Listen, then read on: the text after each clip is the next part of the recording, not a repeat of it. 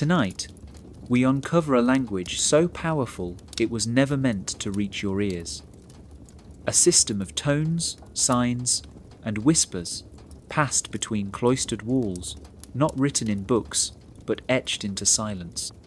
For centuries, priests and monks spoke in codes, not just to each other, but to the world, and those who understood it held the keys to memory, belief, and control. This isn't just about chants or prayers, it's about a structure of speech so precise it could shape thought. A single word used to unlock obedience, a certain tone that made you forget, patterns woven into sermons that dictated what you were allowed to know. Some say it wasn't even a language at all, but a tool, one used to bend perception, to store knowledge in plain sight, and to guard it with fear. Because when the church couldn't burn a truth, they buried it in sound. And now, the echoes are returning. Like the video, subscribe, because tonight we listen for what was never meant to be heard. They say words have power, but what if silence is even stronger? Imagine standing in a stone cathedral so quiet you can hear your own breath. A monk passes by without a glance, his hands tucked into his robe. No one speaks. No one needs to. Every movement, every pause, every breath is part of a language older than writing. In that silence, something is being said. Something important. Something forbidden. The church didn't always control people by speaking louder. Sometimes it controlled them by saying nothing at all. Long before microphones or loud sermons, silence was a sacred tool. It wasn't just about being quiet, it was about shaping how people thought, what they remembered, and what they forgot. In monasteries across Europe, young boys training to become monks were taught that speaking out of turn wasn't just rude, it was sinful. Questions could be dangerous. Doubts were traps. If you had a thought the church didn't approve of, the safest thing to do was bury it deep inside. This wasn't accidental.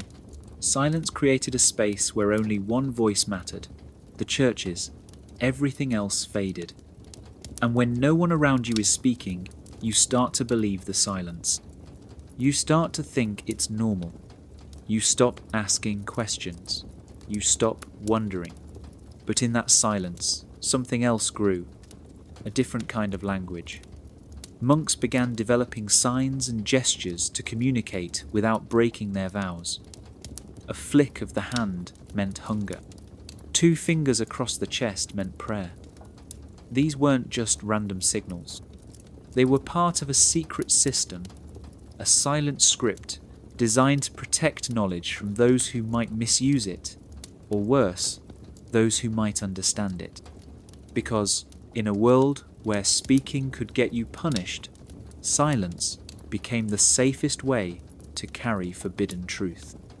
Some even say that certain monasteries had entire silent rituals, wordless prayers, movements synchronized like a dance, passed down through generations.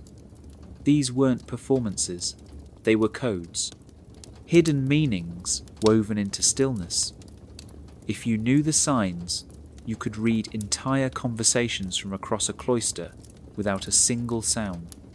It's easy to think of silence as emptiness, but in these places, silence was a weapon. It was shaped, sharpened, and used with purpose. It guarded secrets. It erased memories. And it made sure only a few ever knew what was really going on. So next time you walk into a church or hear a moment of stillness stretch too long, ask yourself, what's not being said?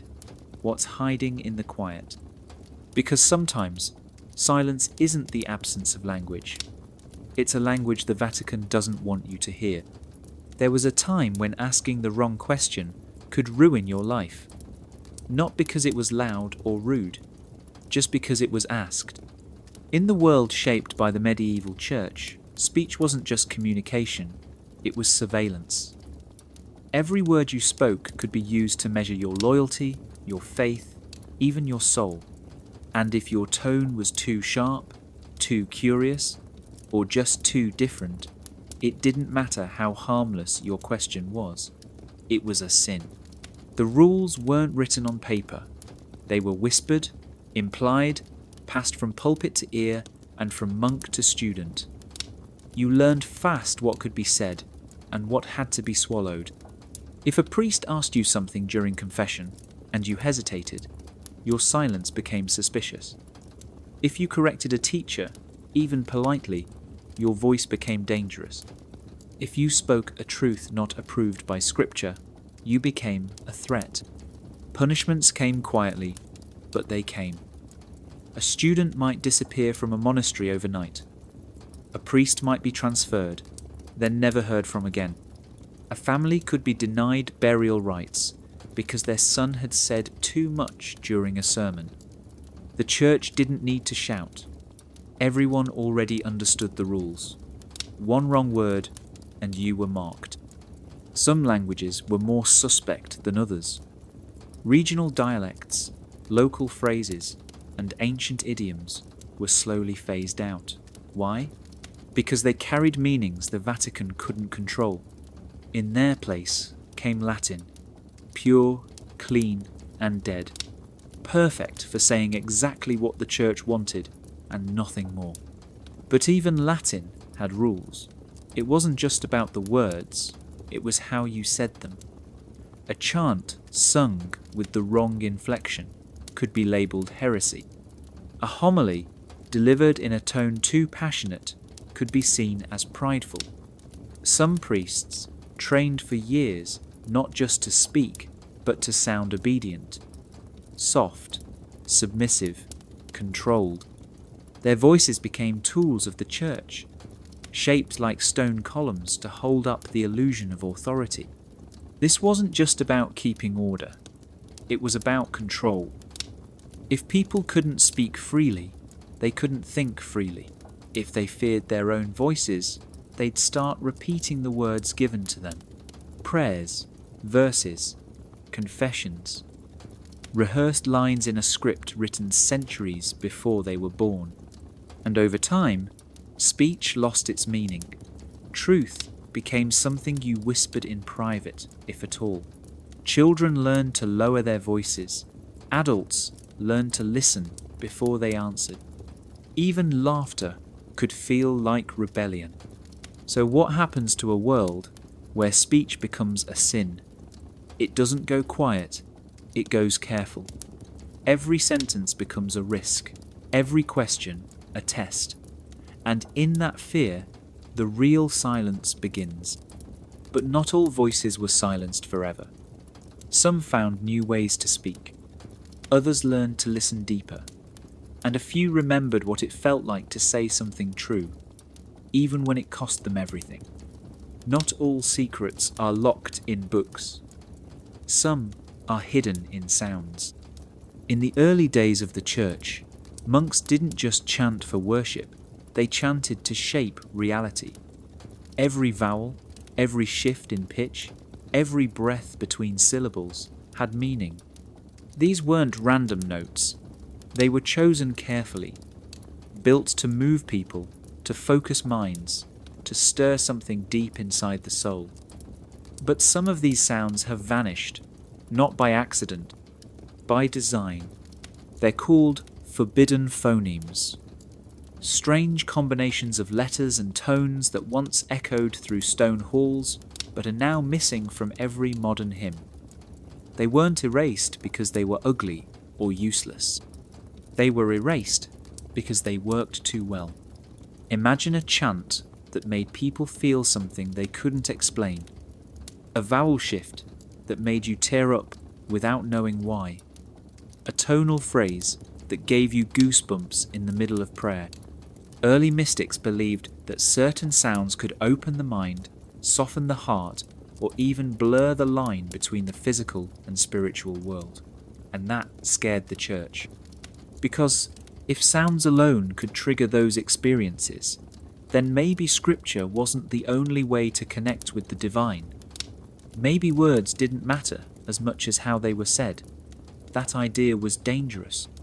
It made the hierarchy fragile. It gave power to the people who could feel instead of just obey. So the church started changing things.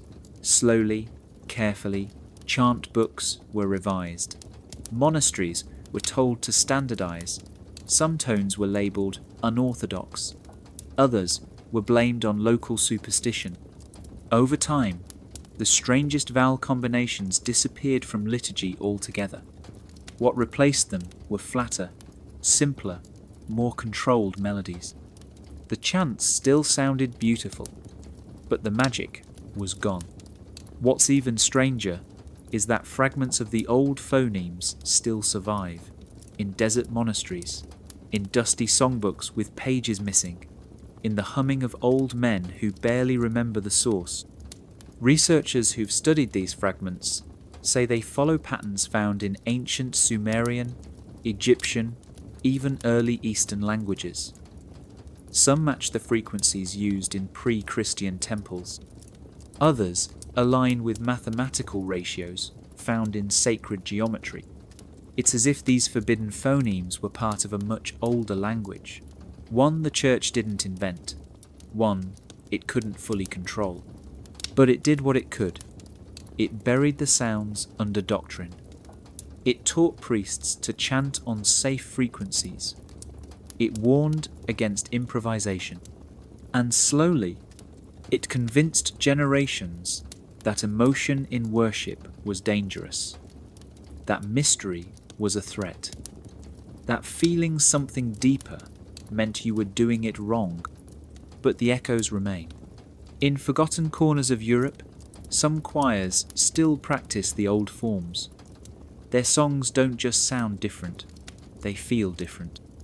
And if you listen closely, if you let go of the words and just feel the sound, you might catch a glimpse of what was lost. Not in meaning, not in melody, but in the forbidden sounds the Vatican didn't want you to hear. They called it the language of the hands, and it spoke louder than any prayer. In the dark, echoing corridors of medieval monasteries, silence wasn't just a rule, it was survival. Monks took vows that banned speech for hours, sometimes days at a time. But life didn't stop just because voices went quiet. Tasks still had to be done. Warnings still had to be given. Secrets still had to be shared. So they used their hands. It started simple. A flat palm across the stomach meant hunger. 2 fingers raised to the lips meant prayer. But over time, it grew into something more. A full system. A hidden language passed from monk to monk, generation to generation. Entire conversations played out with no sound at all. And some of those conversations weren't about food or prayer. They were about knowledge. Forbidden knowledge. You see, not all monks followed the rules blindly. Some were keepers of texts banned by the church. Others copied scrolls that the Vatican had ordered destroyed. And when you couldn't talk about these things out loud, your hands had to carry the weight. A finger curled under the chin might mean danger. A clenched fist behind the back could signal hidden text. A slow circle traced in the air might warn, eyes are watching. These weren't playful signals. They were tools of resistance. And the more the church tightened its grip on what could be read or said, the more important those gestures became. But this hand language wasn't written down. That was the point. No records, no manuals, just movement, meaning passed through memory. You had to be trained, initiated, trusted. Outsiders saw only routine motions, maybe nervous habits. But those who knew the code could read a monastery like a book. It wasn't just monks either. Some travelling scribes, scholars, and even messengers learned the basics. They carried pieces of the language across regions, adjusting it slightly to fit their own needs. In time, entire underground networks could communicate across borders without speaking a single word. But then something shifted. A new wave of church reformers came in. They sensed something was being hidden. Orders were issued. Hands were to be kept still during silence. Any monk caught signalling faced punishment. Entire monasteries were watched, accused, purged. The hand language began to vanish, not instantly, but slowly, deliberately. Those who remembered it taught less. Some died before passing it on. Others erased it from memory out of fear. And so the hands that once passed, secrets became still. But every now and then, in old art, you can still see it. A monk with fingers positioned just a little too carefully. A statue with a gesture that doesn't match the pose. A pattern that whispers if you know how to listen. Because some languages don't fade. They just go quiet, waiting, hidden, in plain sight. In the spaces between movement and silence, the hands still hold their secrets. Imagine walking into a library where no one ever says a word, not even a whisper. And yet, everything you need to know is being communicated around you. Instructions, warnings, even ideas too dangerous to write down. That was life inside certain medieval monasteries, places where silence wasn't just holy, it was a language. These were no ordinary libraries. They were centres of power. They held scrolls written in dead languages, texts copied from empires long gone, and books the Vatican didn't want anyone to see. But with that kind of knowledge came danger. So the monks developed a way to protect it. Without speaking, it started with basic survival. In some monastic orders, strict silence was required for most of the day, so monks created signs to handle daily tasks. A hand motion for water, a nod that meant follow me. But slowly, these signs became more complex. Some monasteries developed entire dialects of movement. A tilt of the head might mean bring parchment. A flick of the fingers could mean someone's watching. This wasn't random body language. It was a real system, refined over decades. Every gesture had layers. Context changed the meaning. The same signal could mean silence or danger, depending on how it was delivered. The monks became fluent in their own kind of code. Tone played a part too, not vocal tone, but physical tone. The pace of movement, the posture of the body. A slow, deliberate gesture was a command. A fast one might be urgent or even a warning. Their whole bodies became tools for communication. Even the libraries themselves were built to support this system. Shelves arranged in patterns to signal restricted sections. Floor tiles with symbols that marked which direction to walk without being seen. Candles placed at specific heights to indicate who was present. And if you knew what to look for, you could read the entire room like a map. What's even more fascinating is that not all monks were allowed to learn the full code. Only trusted scribes or elders were taught the deepest layers. New initiates had to earn access, not through tests or lessons, but through obedience, loyalty, and silence. The fewer questions you asked, the more they taught you. This system was powerful because it left no trace. There were no books to burn, no letters to intercept. Just silent movements passed from hand to eye, from master to novice. And that made it almost impossible to destroy. Eventually, the Vatican caught on.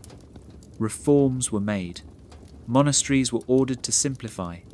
Hand gestures were banned during prayer. Libraries were reorganized. And slowly, the silence stopped meaning something.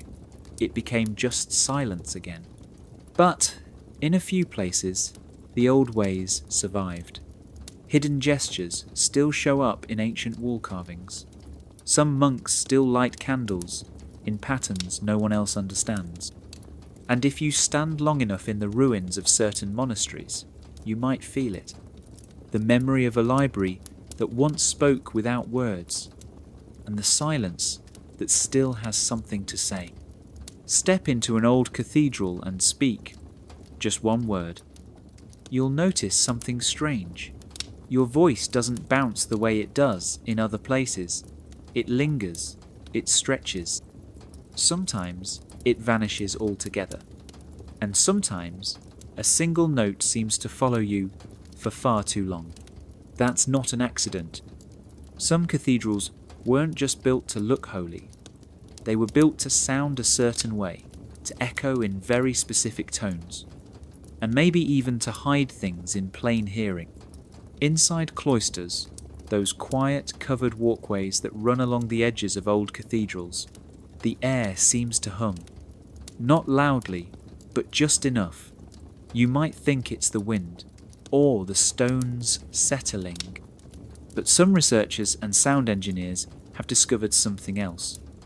Certain frequencies travel better in these spaces than others. Whispers spoken at just the right pitch can be heard from across the walkway, but words spoken too high or too low disappear entirely. In other words, the space filters sound. Centuries ago, builders didn't have computers or software to test sound design, but they had ears, and they had time. They learned how sound moved through stone, how vaulted ceilings could stretch a chant across an entire chamber, how round walls could trap an echo, and how cloisters, when shaped just right, could carry only the tones they wanted to keep. Some monks and clergy used this to their advantage. They practiced chants in very specific keys, lower tones meant for healing prayers, higher ones for worship. But the truly mysterious part, some tones were designed not to be heard by everyone, only those standing in certain places, only those who knew where to listen. A few ancient cloisters even have what's called a whispering gallery. If you stand in one corner and whisper, your voice travels across the dome to the opposite side. But if someone stands just a few feet to the left or right, they hear nothing, not even a breath. Now imagine using that to pass information. You could hold a conversation no one else could hear. You could share a warning or a command without ever moving your lips more than a whisper. In a place of silence, that was everything. And what about frequencies outside the range of human hearing? Some tones can still be felt, even if you can't hear them. They vibrate in your chest, in your bones. Some believe cathedrals were tuned to those vibrations, that certain rituals were meant to be felt more than heard. That sound was used to shape belief, to make people feel awe or fear. Today, many of those secrets are lost. Renovations have changed the shapes of ceilings and walls. Modern noise covers the old harmonics. But, in a few places, if you visit at just the right time and the wind is still, you can hear it. A tone that doesn't make sense, a whisper that shouldn't travel, an echo that feels like it was never meant for everyone, only for those who already knew how to listen. Not all language is meant to help you think. Some of it is built to make sure you don't. Inside monasteries and seminaries, a special kind of speech took root, one that didn't inspire questions or spark ideas. Instead, it smoothed out thought, flattened it, made obedience feel like clarity. They called it sacred language. Latin, mostly, but not the kind used by poets or philosophers. This was a version with strict rules and narrow meanings. Words chosen for precision, repetition, control, the kind of words that don't leave much room for wondering why. When a novice monk entered training, he wasn't just taught to pray. He was taught how to speak, not freely, not creatively, but correctly. Every phrase had a structure, every prayer a rhythm, and slowly the mind began to mould itself to that pattern. It worked like this. First, Remove all unnecessary words. Then, repeat the same phrases daily. Chant them, write them, whisper them in the dark. Soon, you're not thinking about what they mean. You're just letting them pass through you, like a script written long ago, a language that teaches you how to sound faithful before you even understand faith. Some theologians believed that real understanding could only come through obedience, that if you spoke in the church's language long enough, truth would reveal itself. But others saw something else happening. The language itself was doing the thinking for people. It gave them only the words that led back to authority. There was no vocabulary for protest, no structure for rebellion, and then there were the punishments. Saying the wrong word could get you silenced. Asking a question the wrong way could be called heresy. Even a shift in tone could be considered dangerous. This wasn't just about what you said, it was how you said it, and whether you sounded like someone who belonged. Over time, this controlled way of speaking leaked into teaching, into confessions, into letters. Whole generations of priests learned to speak without questioning, to respond without thinking. And that's when obedience stopped being a choice. It became muscle memory. But here's where it gets even stranger.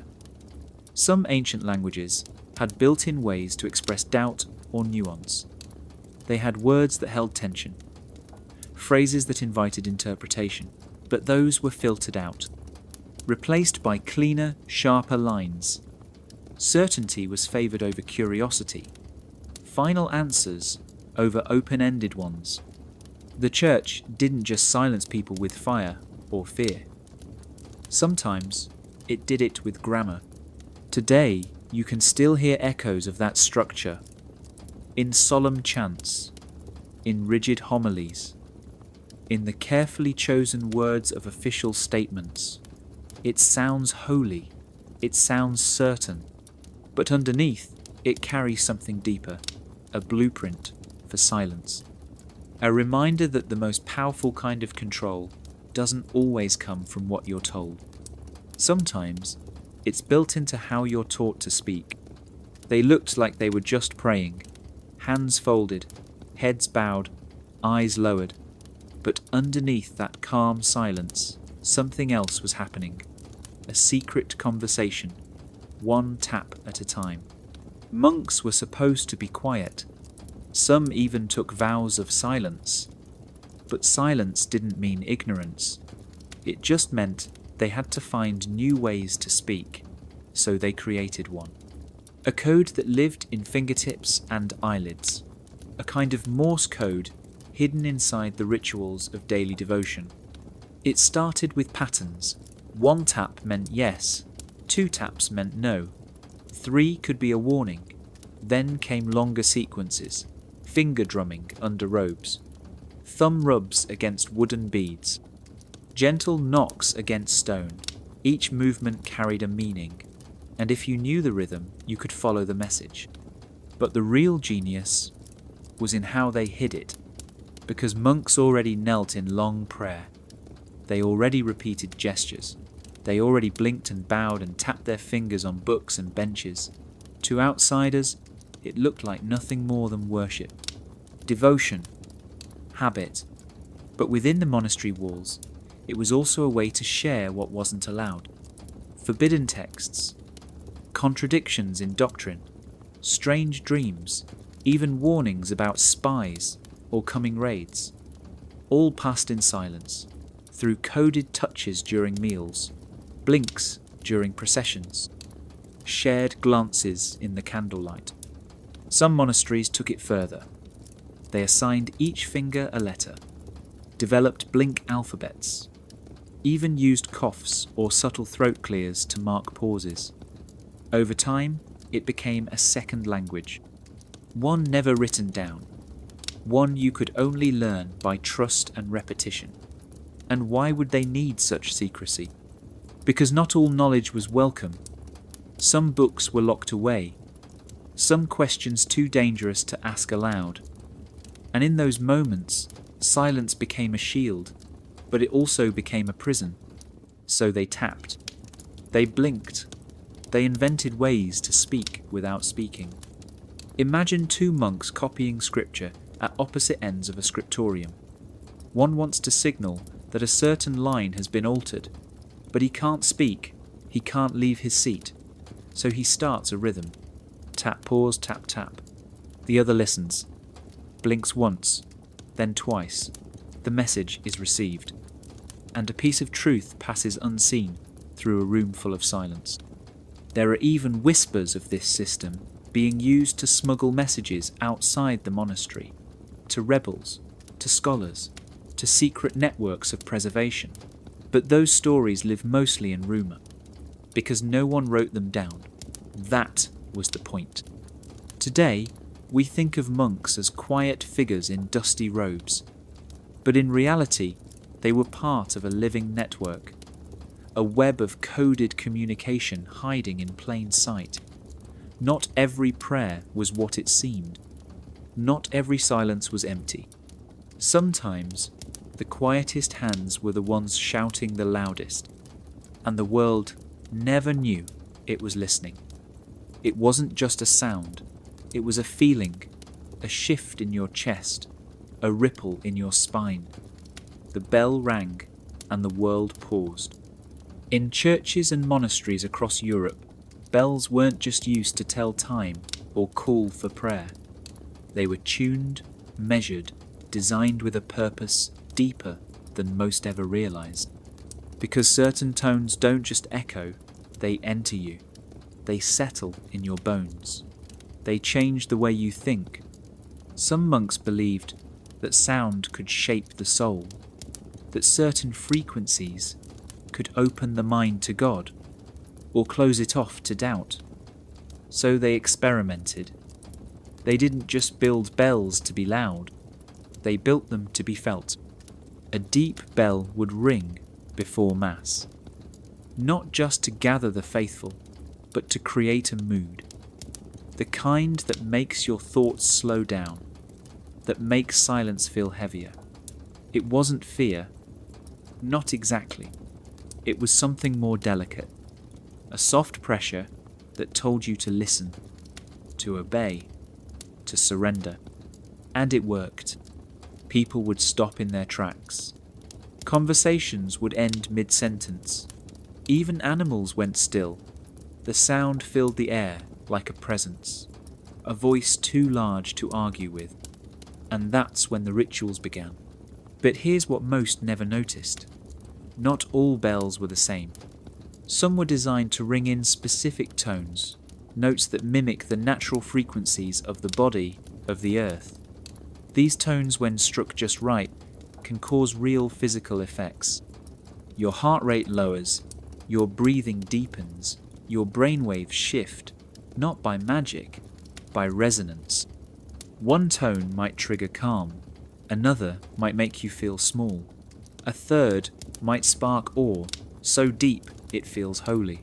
These weren't accidents, these were tools. There are records of bell makers being sworn to secrecy, of tones being tested in empty chapels at night, of monks tracking how each sound affected the emotions of a crowd. And if a certain bell didn't create the right atmosphere, it was melted down and recast. Because it wasn't just about sound, it was about control. A bell that made you feel peaceful might be rung before confession. One that stirred fear might ring after a sermon on judgment. Another might echo at dawn to remind you of discipline. All of it wrapped in the illusion of tradition. But underneath was a science of influence. And once you heard that bell enough times, your mind began to respond on its own. No thinking, just reaction.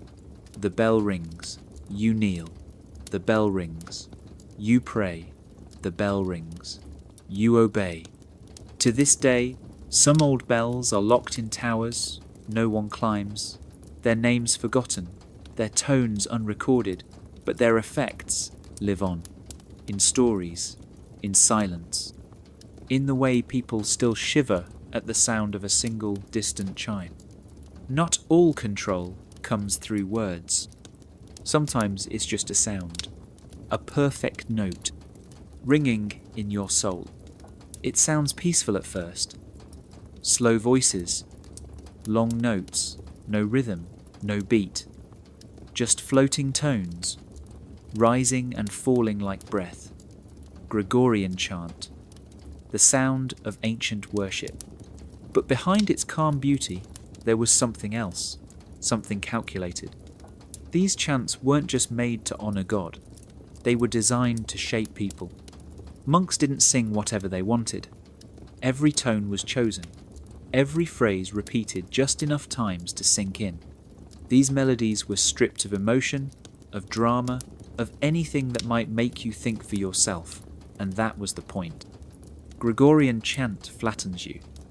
It pulls you into a state where thoughts blur, where your mind stops wandering, where you just drift. It's not just music, it's a tool.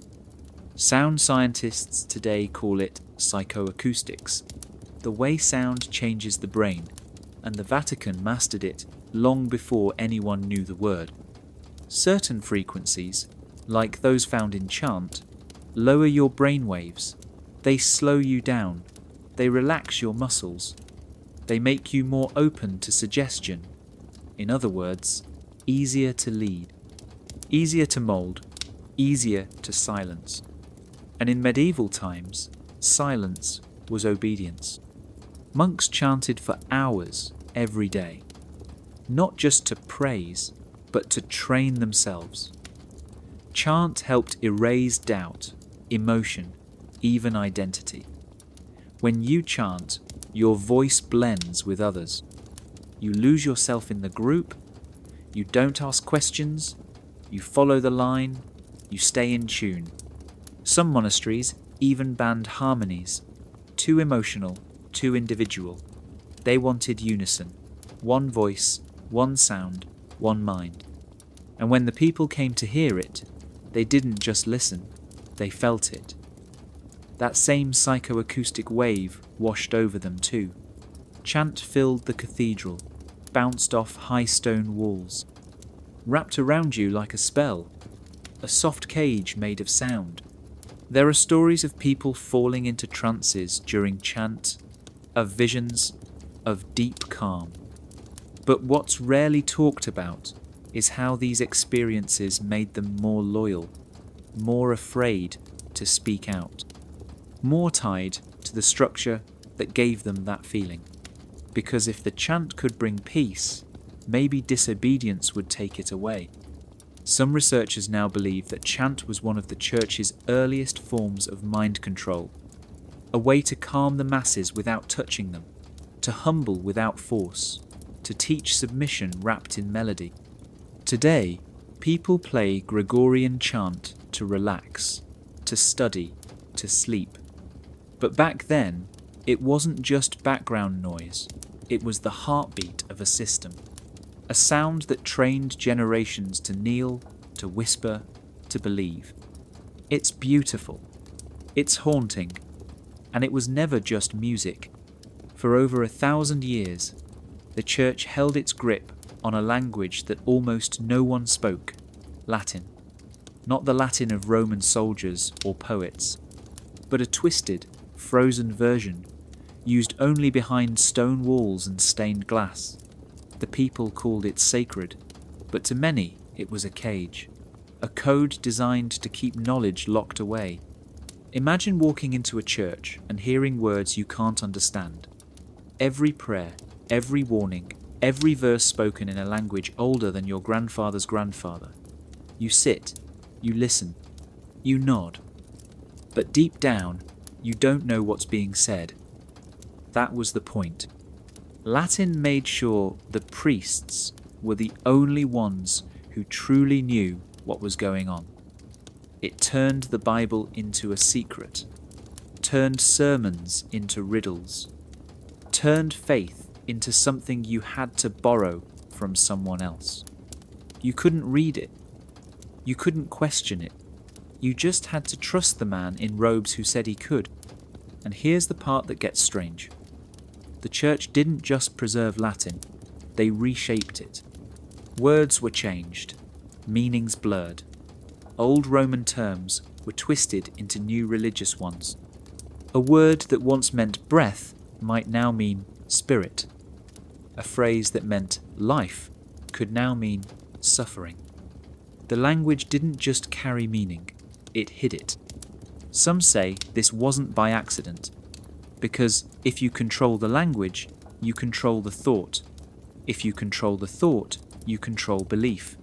And if you control belief, you don't need chains.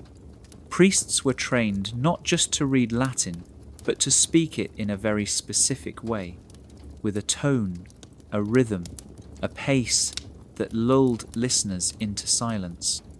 Even if you didn't know the words, the sound made you feel something. Reverence, fear, awe. It made questioning feel wrong. And while the world around them changed, Latin stayed the same. Empires rose and fell. Languages were born and forgotten. But inside the church, Latin echoed on. Not because it was easier, but because it created distance between those who knew and those who obeyed. When people started translating the Bible into local languages, it was treated like rebellion. Some were arrested, some were executed, because once the words became readable, they became dangerous. Once people could understand, they started to ask, to challenge, to see cracks in the stone. And the church knew it. Latin wasn't just a language. It was a spell, a filter, a barrier. It kept truth wrapped in ritual. It made sure the gate between the people and the sacred could only be opened from one side. Even now, echoes of that code remain. In law, in medicine, in science. Little Latin phrases hiding in plain sight. Reminders of a time when understanding was forbidden. When silence wasn't just a lack of noise, it was the sound of control. A beautiful language, a powerful one, and for centuries, the perfect cage. They weren't just words, they were entire ways of seeing the world. Ancient dialects spoken by farmers, poets, mothers, mystics, songs passed down for generations. Stories never written, but always remembered. Then, one by one, they started to vanish. Not because they were weak, but because they were uncontrollable. The Vatican didn't always need to burn books to silence a voice. Sometimes, it was easier to erase the language altogether. Take the Cathars. They spoke Occitan, a language rich with poetry and spirit. It was the sound of southern France's freethinkers and mystics. The church labelled them heretics, not just for their beliefs, but for the words they used to express them. Soon, their towns were raided, their voices silenced, and the language they loved was banned from the pulpit, the school, and the courts. The same happened in Ireland. Gaelic wasn't just a native tongue. It carried old legends, songs, and spiritual traditions that predated Christianity. When the church moved in, Latin replaced Gaelic in church and school. The stories faded, the chants changed. A whole rhythm of life was slowly rewritten. This happened across Europe, in places like Brittany, in the Basque Country, in the mountains of the Balkans. Anywhere a community spoke a language that didn't fit the church's mould, that language became a target. It wasn't just about preaching, it was about control. If people couldn't express themselves in their native tongue, they had to rely on the church to speak for them. And when you rely on someone to speak for you, you start to think the way they do. Languages that held secrets, that told stories the church didn't approve of, were called pagan, dangerous, backward. But these weren't just words, they were lifelines. They carried ancient science, medicine, astronomy, and ways of understanding the soul that didn't come from Rome.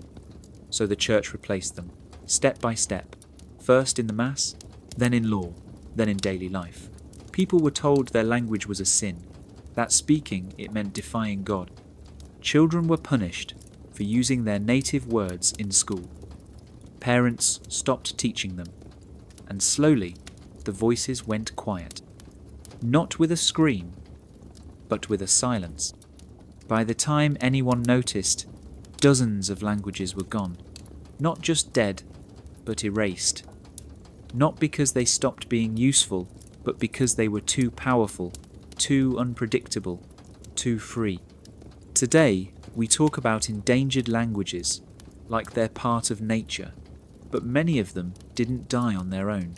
They were hunted, caged, forgotten on purpose. Because if you can't name your world, you can't question it. And maybe that was the plan all along. The church didn't need to kill every idea, just the language that carried it.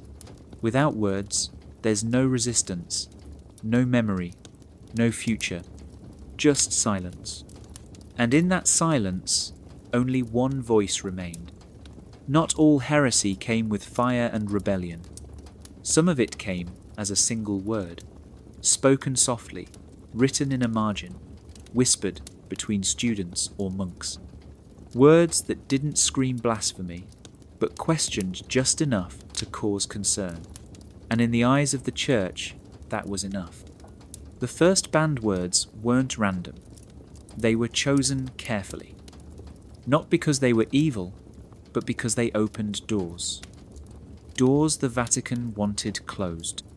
Take anima mundi, the soul of the world, a phrase used by ancient thinkers like Plato and early mystics, who believed the earth itself was alive, breathing, connected. The church feared that idea. If the earth had a soul, maybe people would stop fearing judgment from above and start listening to the world around them. That one phrase was blacklisted, quietly erased from theology texts, and replaced with language about sin and obedience.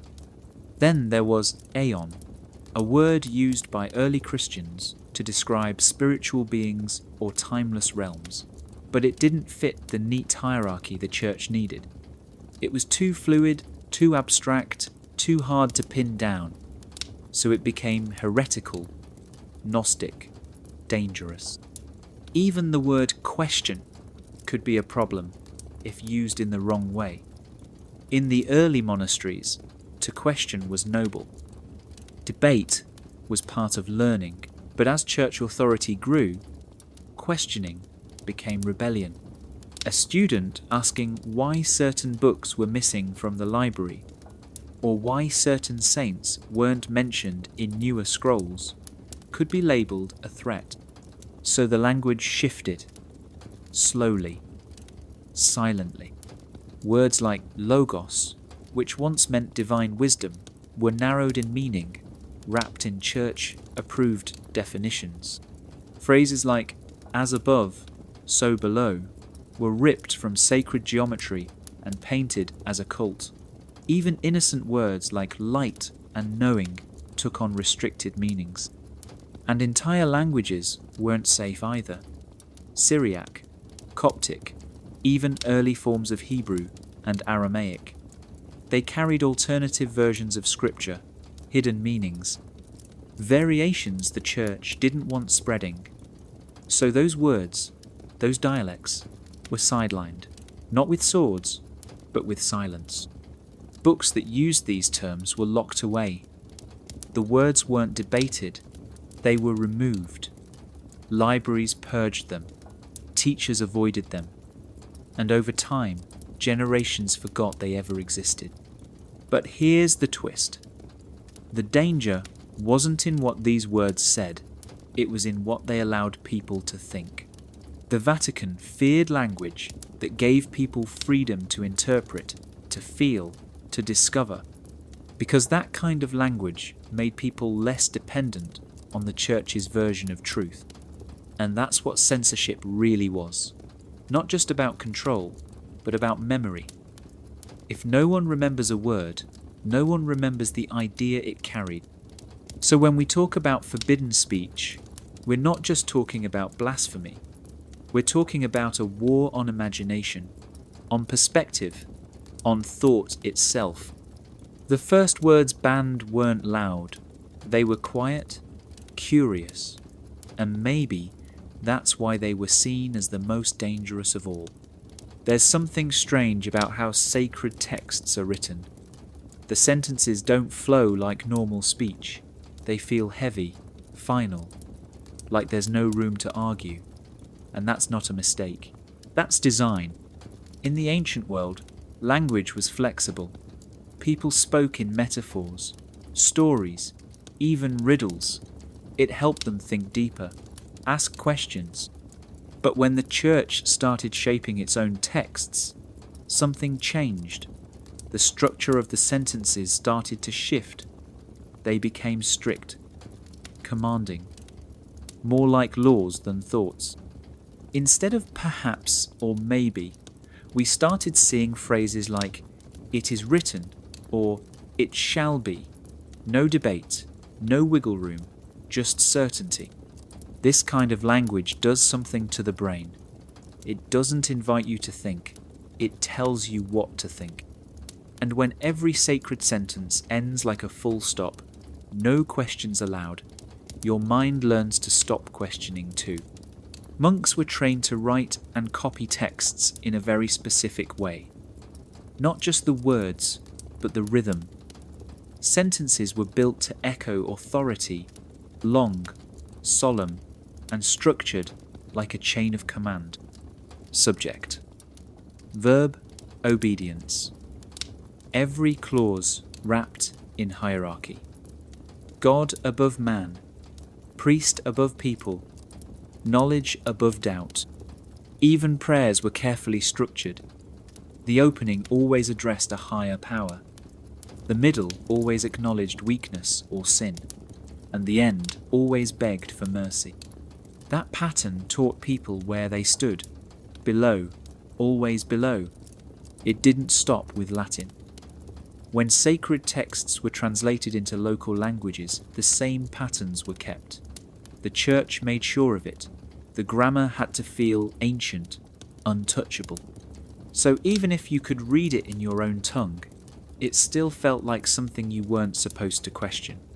Compare that to how rebels and mystics wrote. Their sentences wandered, they explored, they didn't care much for structure. That's why the church labelled them heretics. Not just for their ideas, but for the way they spoke them. Because the truth is, sentence structure isn't just about grammar, it's about power. Imagine a world where every sacred sentence ends in a command, where every story teaches you to obey, not to dream, where every phrase reminds you that doubt is dangerous. That's not just faith. That's programming. Over time, people stopped noticing the pattern. They just accepted it. Children memorized it. Priests preached it. And slowly, a way of speaking became a way of thinking. But here's the thing. If language shapes thought, then whoever controls the language controls the mind. And the church knew that. The syntax of the sacred wasn't just holy, it was a tool, a system designed to keep truth in a cage. A beautiful cage, lined with gold and song, but a cage all the same. And the scariest part? Most people never realized they were trapped. Some thought it was about holiness, about becoming closer to God by closing your mouth. But the vow of silence wasn't always spiritual. Sometimes it was political. Sometimes it was fear. And sometimes it was control. In many monasteries, monks were ordered not to speak for years, not days, years. They were told that silence was the path to purity, that words were distractions, that noise led to sin. But behind those teachings, something else was happening, because when a monk didn't speak, he couldn't question. He couldn't challenge authority. He couldn't tell someone what he saw in the archives. or what he discovered during his copying work. Silence became a shield, not for the monk, but for the system above him. But here's the part the church didn't count on. Humans find ways to speak even without sound. Monks learned how to talk with their hands, not the official sign language used during prayer. This was different. Secret, a twitch of a finger, a shift of the eyes, a gesture passed during meal prep that said everything and nothing at once. Over time, these silent codes became a language of their own, a way for those trapped in obedience to share thoughts they weren't supposed to have. Warnings, questions, even jokes. It was quiet rebellion, and it spread like whispers behind locked doors. Some monasteries developed entire systems. You could tell someone to wait, or to meet you later, or that the book they were looking for had been hidden. Some even say a few monks managed to rewrite passages by swapping symbols in copied texts. A single changed letter that would go unnoticed to the untrained eye, but carried entire messages to those who knew how to read them. Silence became dangerous, because once it wasn't about devotion, it became about secrets. The church tried to tighten the rules, assigned speech monitors, gave punishments for even glancing too long during meals, but it didn't work.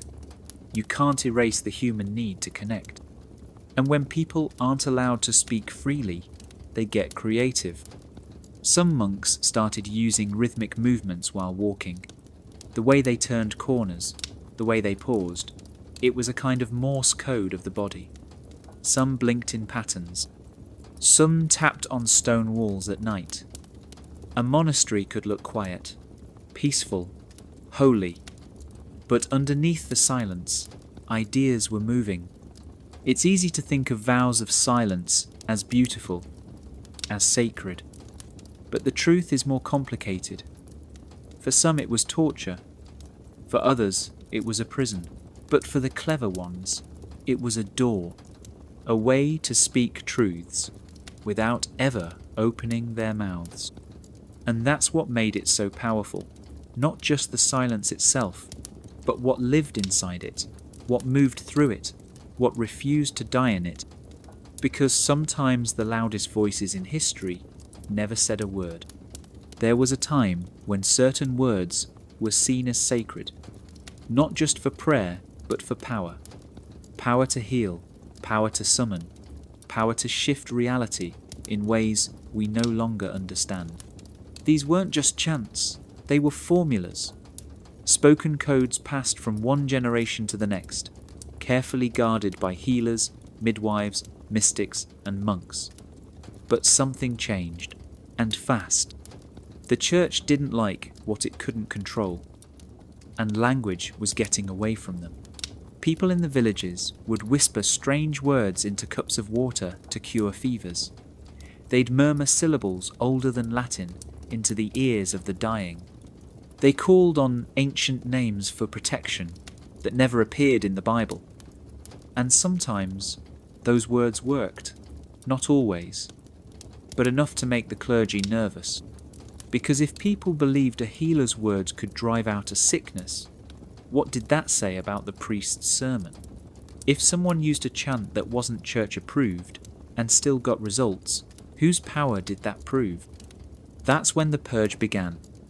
Slowly at first, a few scrolls vanished, a few people silenced. Then the words themselves were put on trial, not the people who said them, the actual sounds. Certain vowels, strange combinations of consonants, entire phrases that had no translation in Latin were suddenly labelled dangerous, heretical, demonic. The church didn't just stop people from using them, they erased them. Dictionaries were rewritten, manuscripts were burned, healing songs were renamed spells, and spells became crimes. Some of these lost words were linked to older languages, Sumerian, Phoenician, even Egyptian, cultures that had long histories of blending sound with spirit.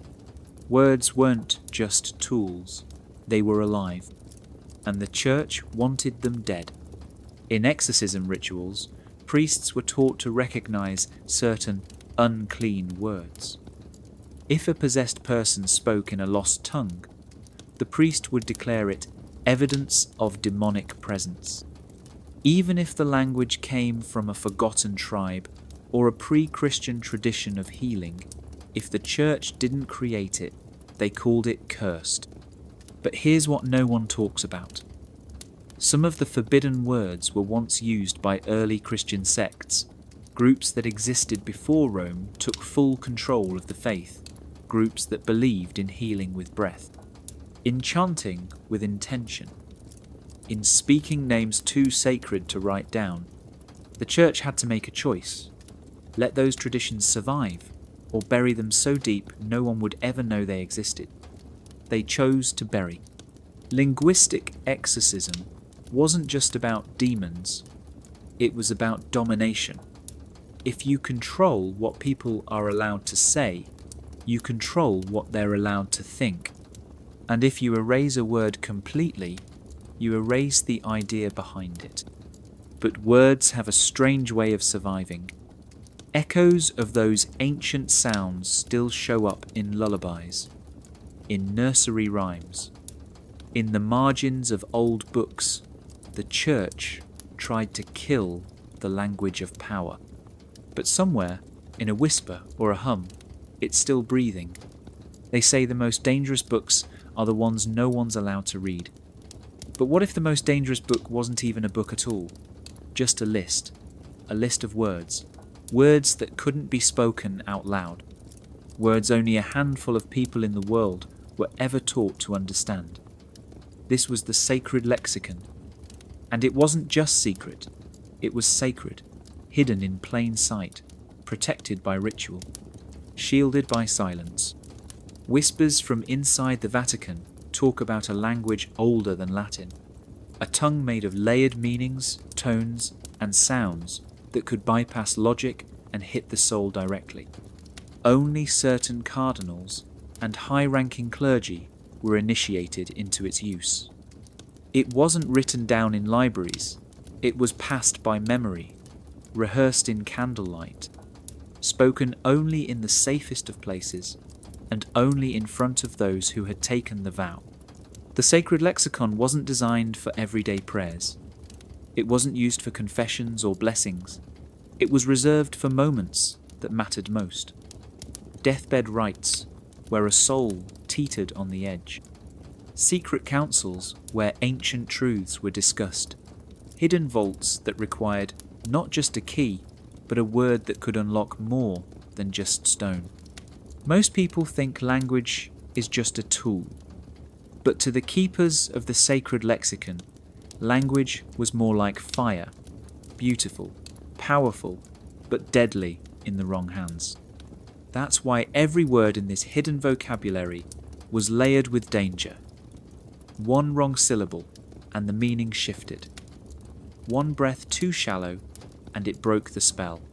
That's why they kept it locked away, not in a vault, but in their minds. There were rumours that certain popes carried fragments of it in their personal diaries. Others supposedly had full copies transcribed in invisible ink, hidden in margins of theological texts that looked harmless to anyone else. Some even say the Vatican once housed a golden codex engraved with the lexicon's core terms, kept deep beneath the archives in a chamber only 3 people alive had access to. But what makes it all even stranger is this. Many of the words in the lexicon didn't have direct translations. You couldn't just swap them out for Latin or Greek. They described feelings too precise for ordinary speech. States of being, shifts in consciousness. Some of them weren't even meant to be said, just heard or felt. So why go through all the trouble to hide them? Because words shape thought, and thought shapes reality. The church didn't just want control of rituals, they wanted control of reality itself. By limiting what people could say, they limited what people could imagine. And by keeping the most powerful words locked away, they made sure only the chosen few held the keys. But sometimes, one of those words slips out. In a chant, in a whisper, in the pause between prayers. And when it does, it doesn't just fill the air. It changes it. There was a time when saying the wrong word could get you killed. Not because it was violent, not because it was hateful, but because it wasn't approved.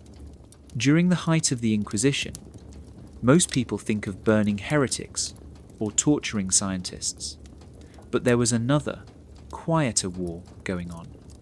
A war over words, and it was just as brutal. The Vatican didn't just want control over your soul. It wanted control over how you spoke, how you prayed, what words you used to describe the divine, and more importantly, which ones you didn't. In remote villages, people had their own ways of talking about God. Some used old languages passed down for generations. Others sang their prayers in forgotten tongues, with sounds that didn't exist in Latin. To the church, that wasn't just odd, it was dangerous. They called it linguistic heresy. And they treated it like a virus. Inquisitors would travel from region to region not just to search for forbidden books or unorthodox rituals, but to listen, literally listen. If someone used the wrong dialect during Mass, or added an unfamiliar word to a hymn, they were taken in for questioning. Sometimes they were given a warning, other times they were never seen again. There are records, hidden deep in Vatican archives, of entire dialects being outlawed. Communities were told to abandon their native speech and replace it with approved versions. Schools were built not just to teach children about religion, but to erase the way they spoke at home. People were fined for speaking corrupted words in public. Priests were forced to relearn prayers in Latin only. And local storytellers, poets and singers, silenced, or worse. This wasn't just about language, it was about control. Language is how we think, how we understand the world. And when you can erase someone's words, you erase their memory, you erase their culture, their identity. And once that's gone, it's much easier to fill the void with your own version of truth. Some historians believe this was why the Church was so obsessed with uniformity. It wasn't just a matter of doctrine, it was about power. A unified language meant a unified belief system, no deviations, no misunderstandings, no room for questions, just obedience. But not everyone gave in. In secret, some monks kept dictionaries of banned terms hidden in the bindings of other books. Some families whispered old prayers to their children at night, careful never to be overheard. And in a few rare cases, entire songs in forbidden tongues were encoded into chants that sounded acceptable, but carried hidden meanings only a few could hear. Today, many of those lost languages are gone forever. But the scars remain, not just on history, but in how we speak, how we think, and what we're still afraid to say out loud. Because sometimes, silence isn't peace. It's the echo of something that was taken, something that once had a voice. There's a reason some voices make you stop what you're doing and listen, not because they're loud, not because they shout, but because they carry something deeper, something that hits you in the chest and makes you feel like arguing would be pointless, like you already lost. In the old church, that wasn't an accident, it was training. Most people think priests only went to seminary to learn theology or how to perform Mass. But buried in those lessons was something far more subtle. Voice control, tone engineering, the art of speaking in a way that didn't invite debate, but crushed it before it could begin. And the church mastered it. It started with posture. You had to stand a certain way, shoulders back, chin up. Not too aggressive, but never soft. Then came breath. You were taught how to breathe from the diaphragm, so your words wouldn't waver. No shaking, no hesitating, just steady, calm force. Like your voice had already won before it even spoke. But the real trick was tone. Not what you said, how you said it. Certain rhythms were drilled into priests. Low, measured syllables that echoed like truth. Slight pauses after key phrases to let the weight settle. No fast talking, no questions, just statements, final ones. It made people feel like they were hearing something divine, even if the words were ordinary. Some of this came from ancient Roman oratory, the kind used by emperors and generals to command armies. The church took it, refined it, and wrapped it in robes and incense. Over time, it became part of the liturgy, the sermons, the confessions, the exorcisms. A voice that didn't just speak to you, it spoke through you. There were even reports of certain tones being taught that could trigger obedience. Not magic, not mind control, but something closer to hypnosis. A priest would speak in a specific cadence, and the listener would lower their eyes. Their shoulders would drop. They'd agree without realizing why. That wasn't faith, that was conditioning. In closed training sessions, young seminarians were paired up and made to repeat phrases at each other for hours. If your tone didn't land right, you were corrected. If you sounded uncertain, your instructor would stop you cold. You weren't just learning to preach, you were learning to command, without force, without question. This wasn't just used inside churches, it was taken into courts, politics, schools, even war. Priests were often sent to calm populations before soldiers moved in, to soften resistance before orders were given. People trusted the voice of the priest, and that trust was weaponized. Today, we still feel it. That strange pull when someone speaks a certain way, that instinct to obey, when you hear a voice that sounds like it belongs on a pulpit. It's not by accident. It's an echo of training that was never meant to be seen, only heard, only obeyed, and never questioned. It always starts in a whisper, a dark booth, a curtain, the smell of old wood and incense in the air, and a voice, low, gentle, but precise. Bless me, Father, for I have sinned. Those are the words you're told to say. But the real script begins after that, because confession was never just about forgiveness. It was about control. Think about it. You're in a tiny space. You can't see the priest, but he can hear every breath you take, every shake in your voice.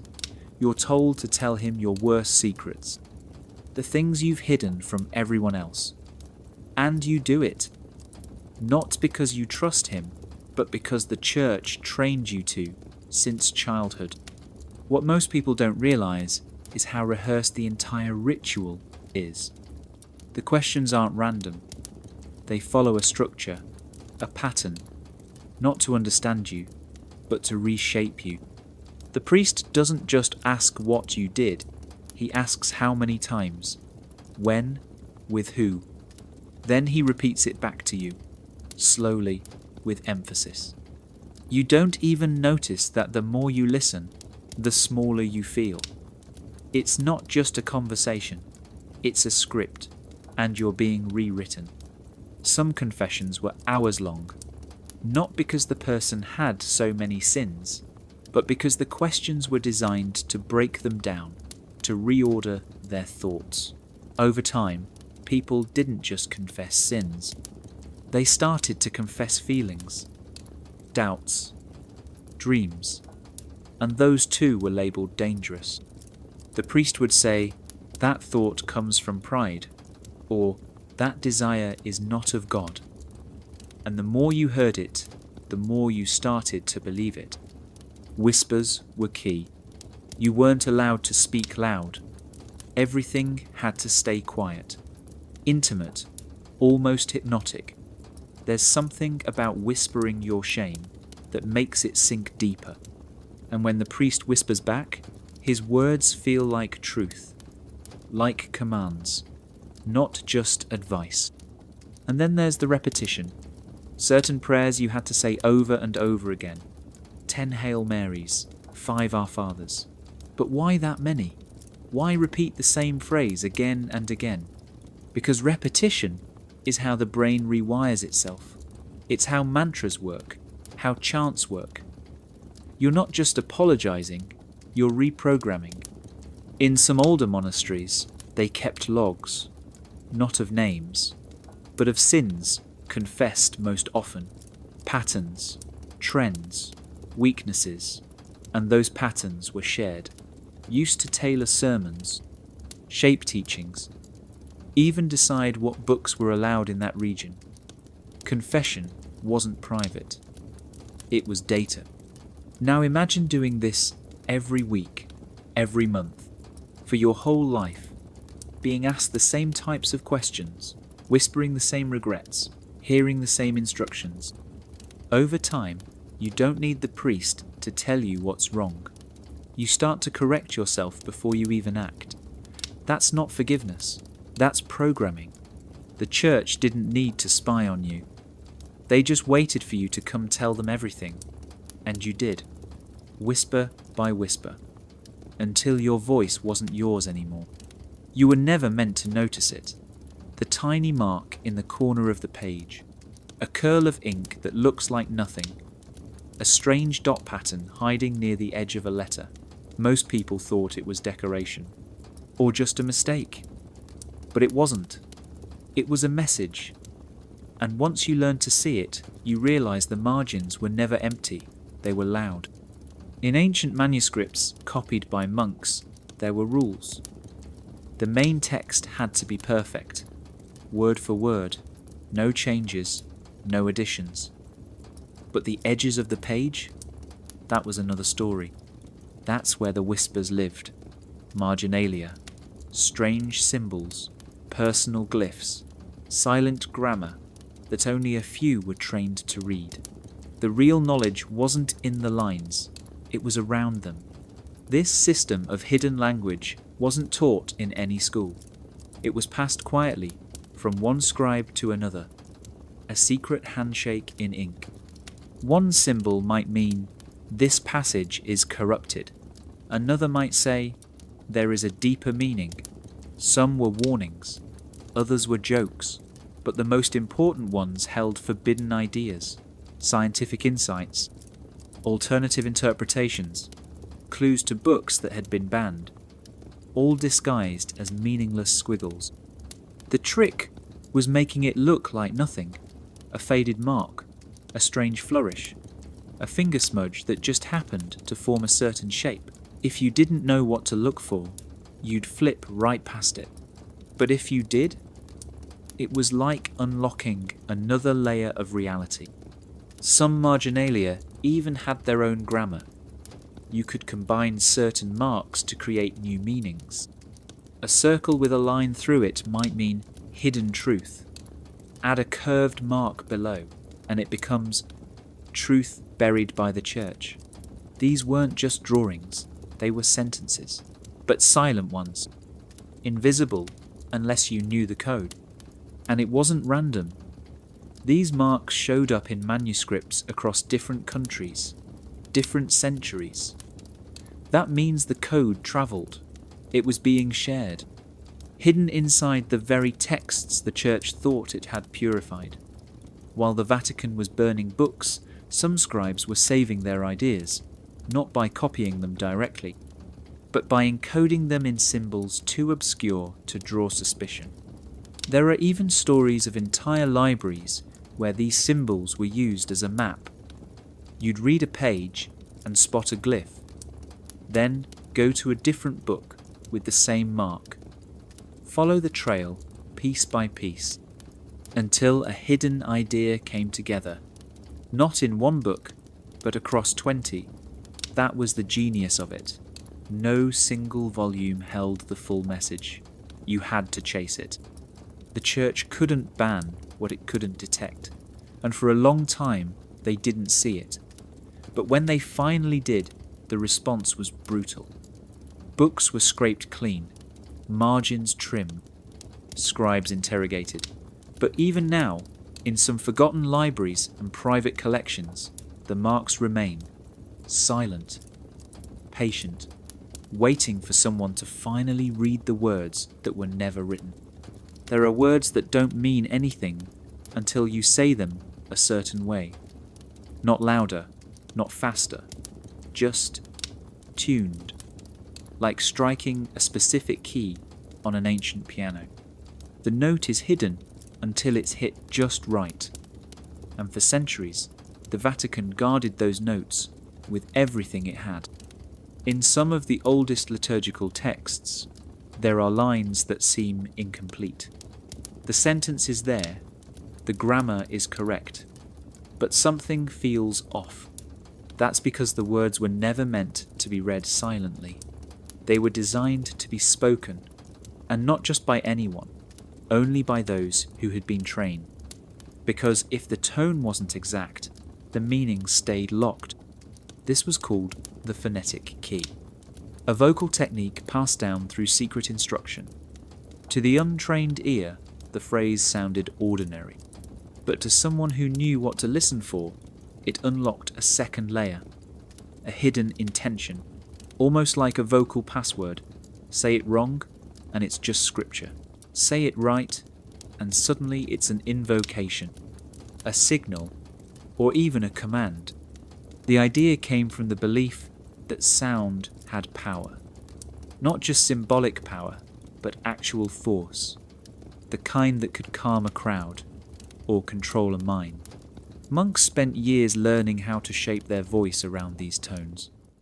How to hold a vowel just long enough. How to dip into a lower register without drawing attention. The technique was woven into chants, sermons, and blessings, always hidden, always guarded.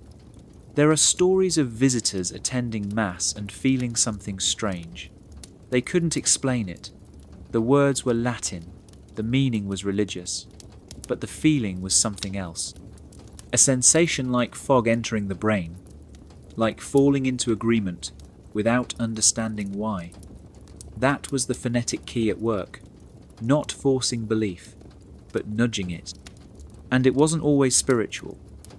Some rituals used tones that mirrored frequencies found in early healing practices. Certain hums would trigger a physical reaction, slow the heart, induce calm. But the church didn't use it for medicine. They used it for obedience. The priest didn't have to convince you, he just had to speak. And your body leaned forward. The training was intense. You had to memorize not just words but resonance. There were even different keys for different regions. One tone for the sick, another for the grieving, and a third, never spoken aloud in public, said to induce a kind of spiritual submission, a moment where the listener let go and became silent. Eventually, the technique faded, or at least it seemed to. As Latin fell away from public mass and ceremonies became more modern, the phonetic key disappeared from view, but some believe it never left. That, in certain corners of the church, it's still being used. In confessionals, in private rites, in rooms you and I will never see. Because some truths were never meant to be read. They were meant to be heard. And only when spoken by the right voice, in the right tone, at the right time. There's something strange about the way old prayers were written. Not just the words themselves, but the rhythm, the repetition, the patterns that sink deep into your mind without you realizing it. Some call it devotion. Others call it something else entirely. Liturgical amnesia, a kind of forgetting that feels holy, but isn't. In monasteries, prayers were repeated dozens of times a day, not because God needed reminders, but because humans forget. And in that forgetting, something powerful happens. When a phrase is spoken over and over, it stops being a thought. It becomes a loop, a groove in the brain. And the more it's repeated, the more it erases the space where doubt used to live. Some of the oldest prayer books weren't designed to teach. They were designed to overwrite, to replace memory with structure, to empty the mind of anything unsanctioned and refill it with pre-approved phrases. And it worked. Monks would chant for hours, entering a state where their sense of time, place, even self would start to blur. What was left was obedience, calm, silence. But here's the trick. It wasn't just about what they remembered. It was also about what they forgot. There were prayers written with specific gaps in them, phrases that led you towards certain emotions and away from others. Conflicting memories were scrubbed clean. Forbidden stories never surfaced. And if they did, the rhythm of the chant pushed them aside before they could take root. This wasn't random. Scholars now believe these patterns were intentional, structured like a code. Repetition was the first key, syncing breath with group prayer was the second, and the third, restriction. Only certain words were ever used: joy, sin, mercy, fear. But never question, never change, never why. The Church understood something long before modern psychologists did, that memory isn't fixed, it's shaped, moulded. And if you guide the words people speak each day, you guide what their minds are allowed to hold. The prayers became mental walls, the chants became locks, and over time, the people forgot there was even a door. There are stories from former monks who left the order and described feeling like they had woken from a dream. One said he remembered an entire year of prayer, but not a single moment of real thought. Another recalled standing in a chapel, repeating the same 7 lines for 2 hours straight, and when it ended, he didn't know what day it was. Only that. He felt clean, empty. Liturgical amnesia wasn't a side effect. It was the point. A prayer that makes you forget isn't broken. It's working exactly as designed. Not just to connect you with the divine, but to disconnect you from everything else, from doubt, from history, from self. Because sometimes the most powerful silence isn't the one around you, it's the one inside you. Quiet, repeating, obedient. There's a rumour buried deep in the oldest corners of church history, not about a book, not about a relic, but about a single word, a syllable really, short, sharp, simple, but powerful enough, they said, to break the mind open. A sound that didn't just speak, it awakened. It didn't just teach, it revealed. They called it the word that shook Rome. No one alive knows what the syllable actually was. That's the point. It was erased, scrubbed from manuscripts, removed from chants, forbidden from ever being spoken aloud. Because the story goes like this.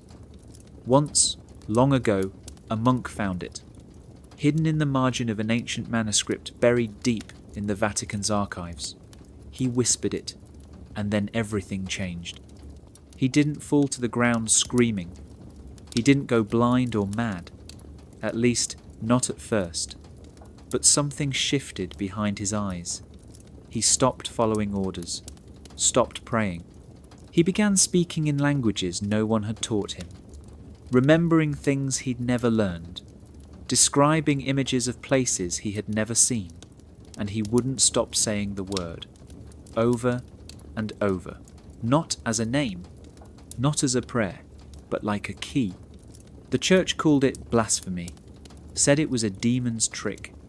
They locked the monk away, but before they did, others had heard him, and something spread quietly, whispers behind stone walls.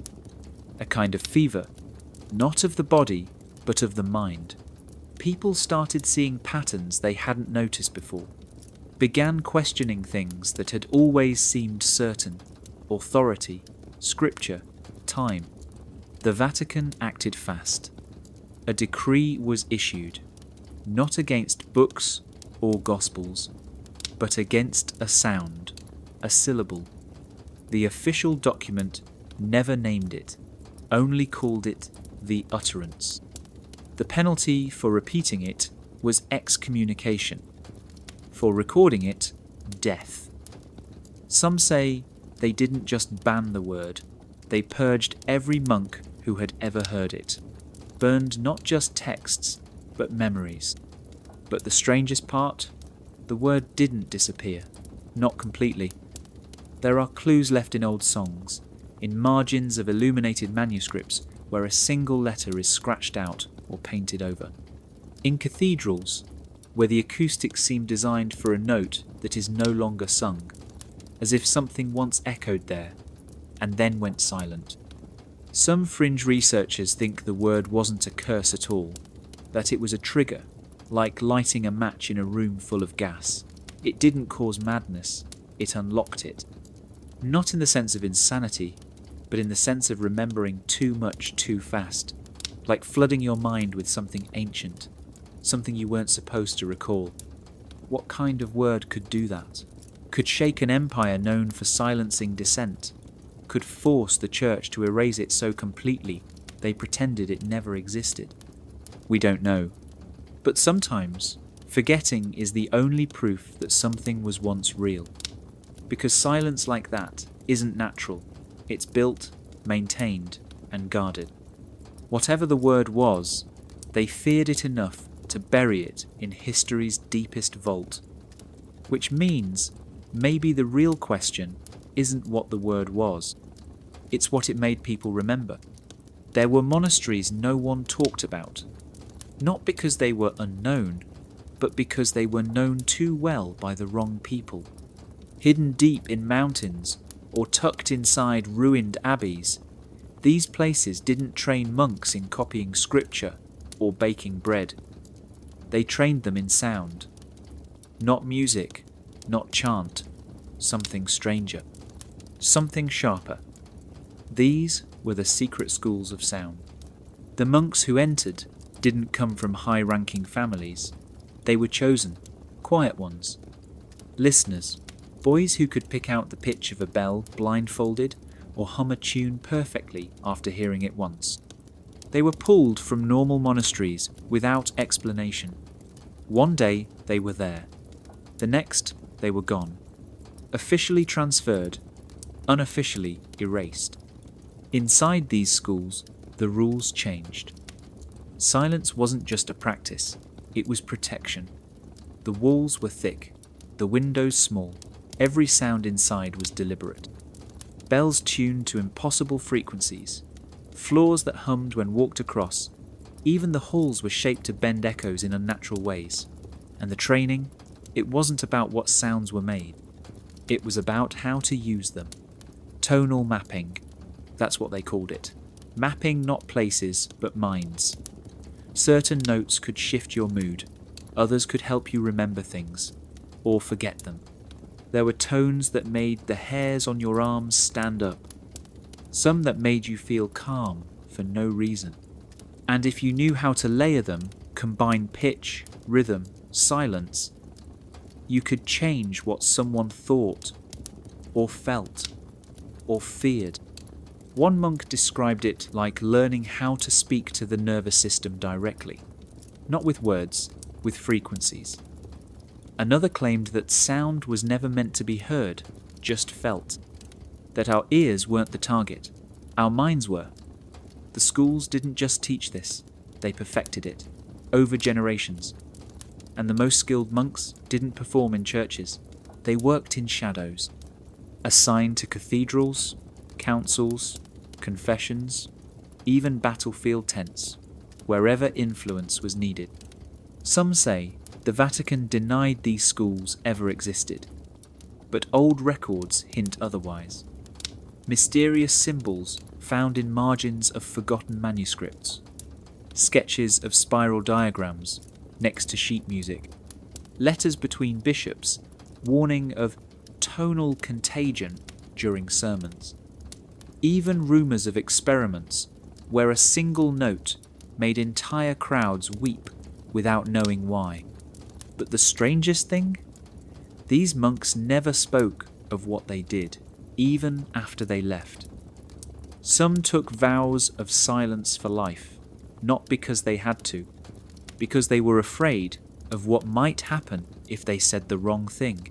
Literally, a wrong hum, a wrong vowel, a tone that opened a door that couldn't be closed again. So the knowledge faded, or went deeper underground.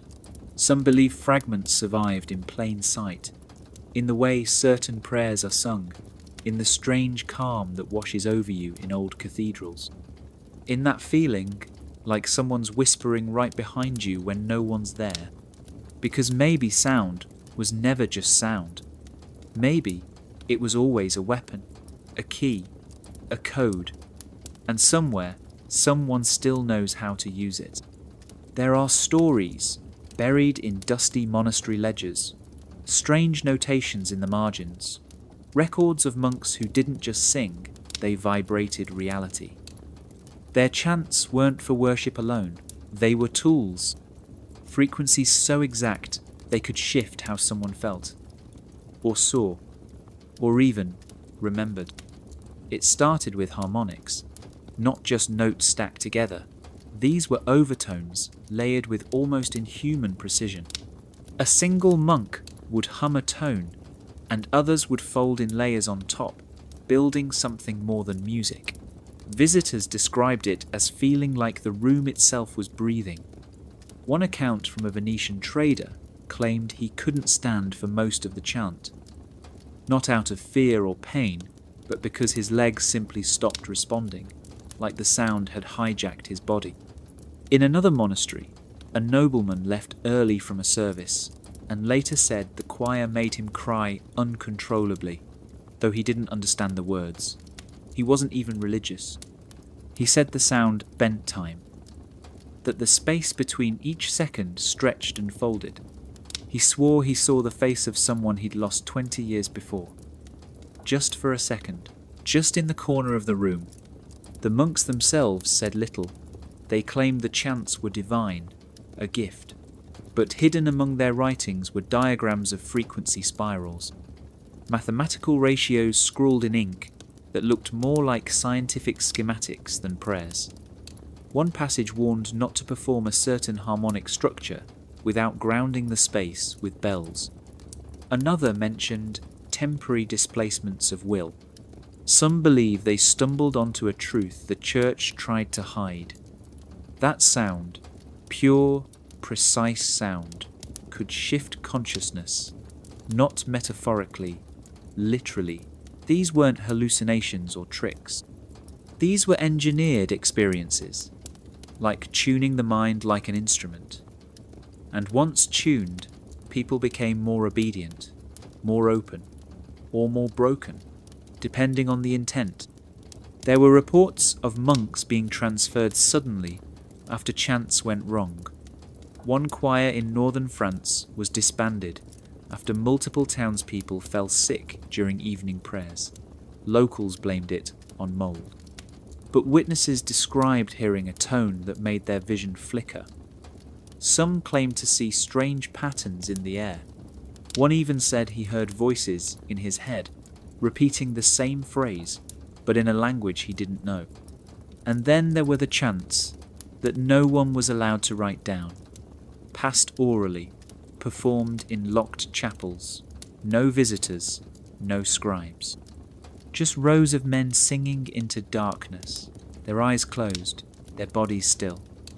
The results of those rituals? Never recorded, only whispered about. Some monks claimed they saw lights dance along the stone walls. Others couldn't sleep for days. A few were sent away and never returned. Whatever they unlocked, it wasn't just music. It was something older, something buried beneath the surface of sound itself. And maybe that's why we stopped listening. Because if you hear the wrong note in just the right way, it might change you, and not always for the better. Somewhere deep in the mountains of southern Italy, hidden behind a crumbling stone wall and a door that sticks from age, there lives a monk the world has mostly forgotten. He's old now, his hands shake, his eyes are cloudy, but when he speaks, there's something in his voice that makes people sit down and listen. Not because he's loud, but because it feels like he's carrying something no one else remembers.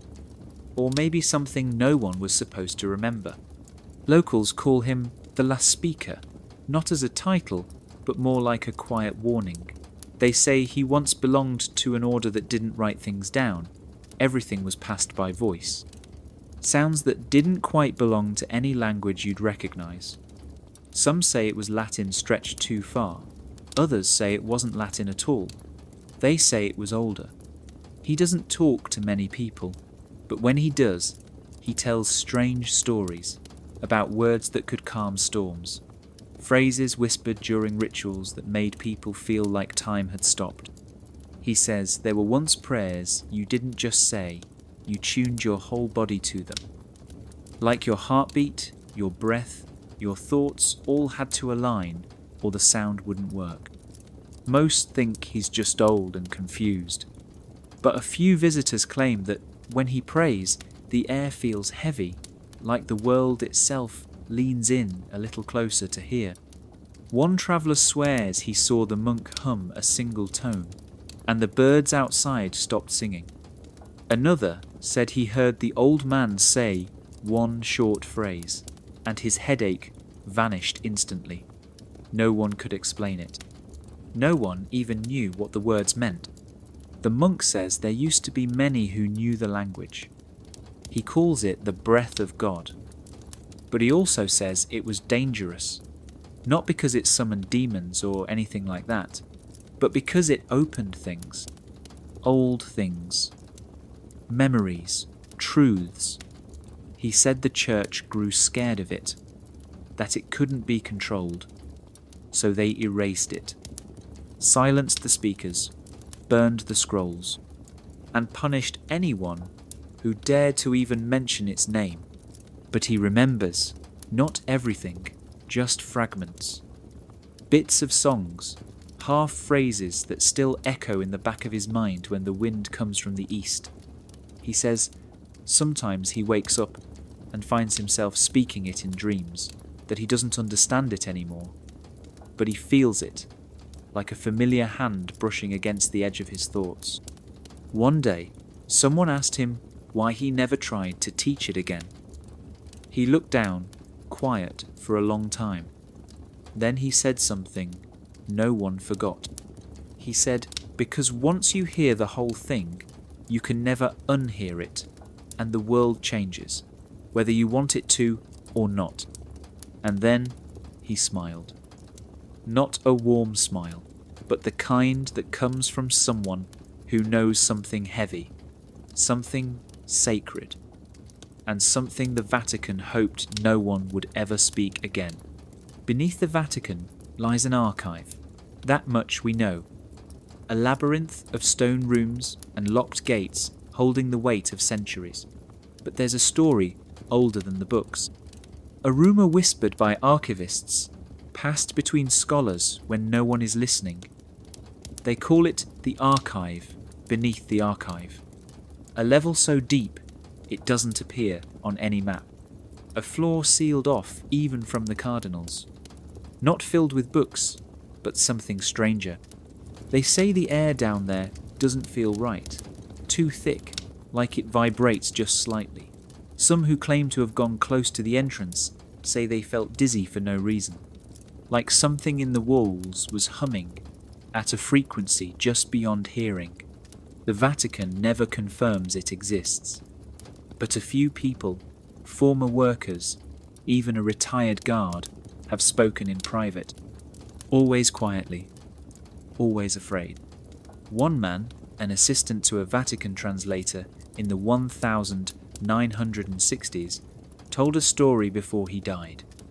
He said he once followed a bishop through a door he wasn't supposed to enter, down past the marble archive, through a narrow stairwell carved directly into rock, no lights, just candles. At the bottom was a vault made of black iron. Inside weren't books at all. Instead, rows of flat stones arranged on wooden platforms, each one carved with strange circular patterns and notations in ink that shimmered like oil. He said these weren't normal scrolls. They didn't contain stories or laws. They were phonetic, records of sound. Languages that didn't just tell you what to think, but changed how you thought as you heard them.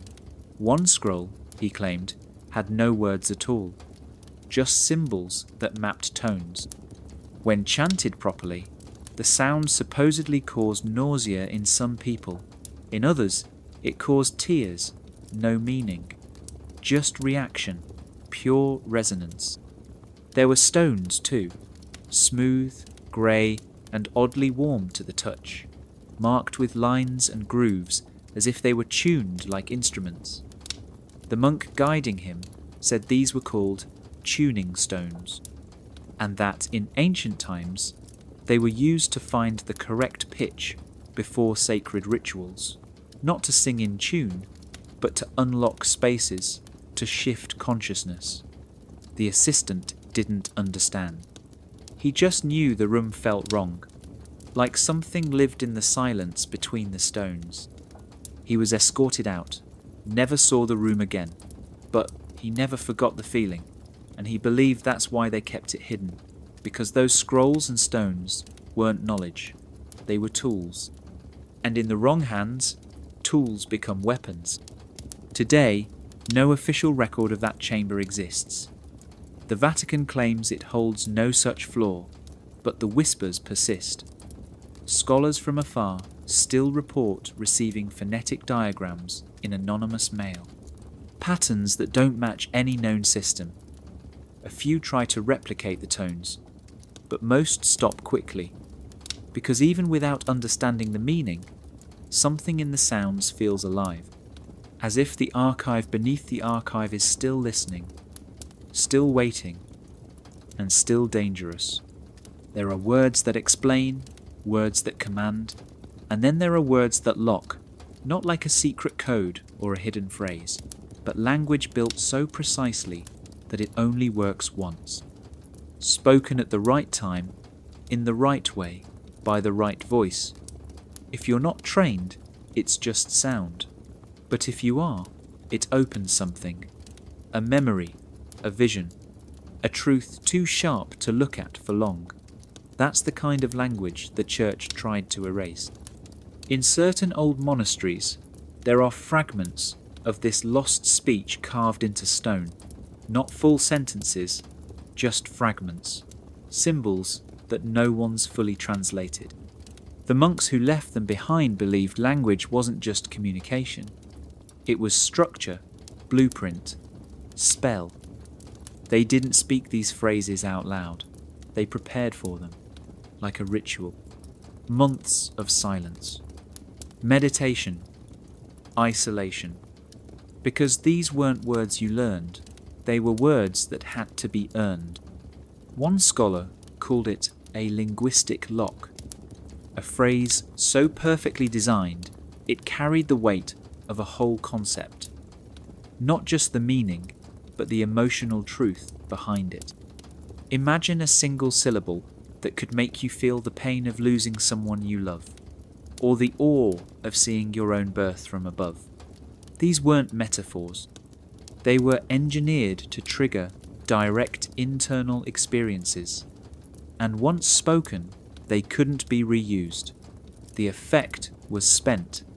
The lock had been opened, and the key was destroyed. There are reports buried deep in Vatican archives that speak of men driven mad after hearing just one of these keys used incorrectly. Their minds couldn't process the weight. One account describes a priest who collapsed during a closed-door ceremony in the 1500s. He kept repeating the same phrase over and over, No one recognized the language.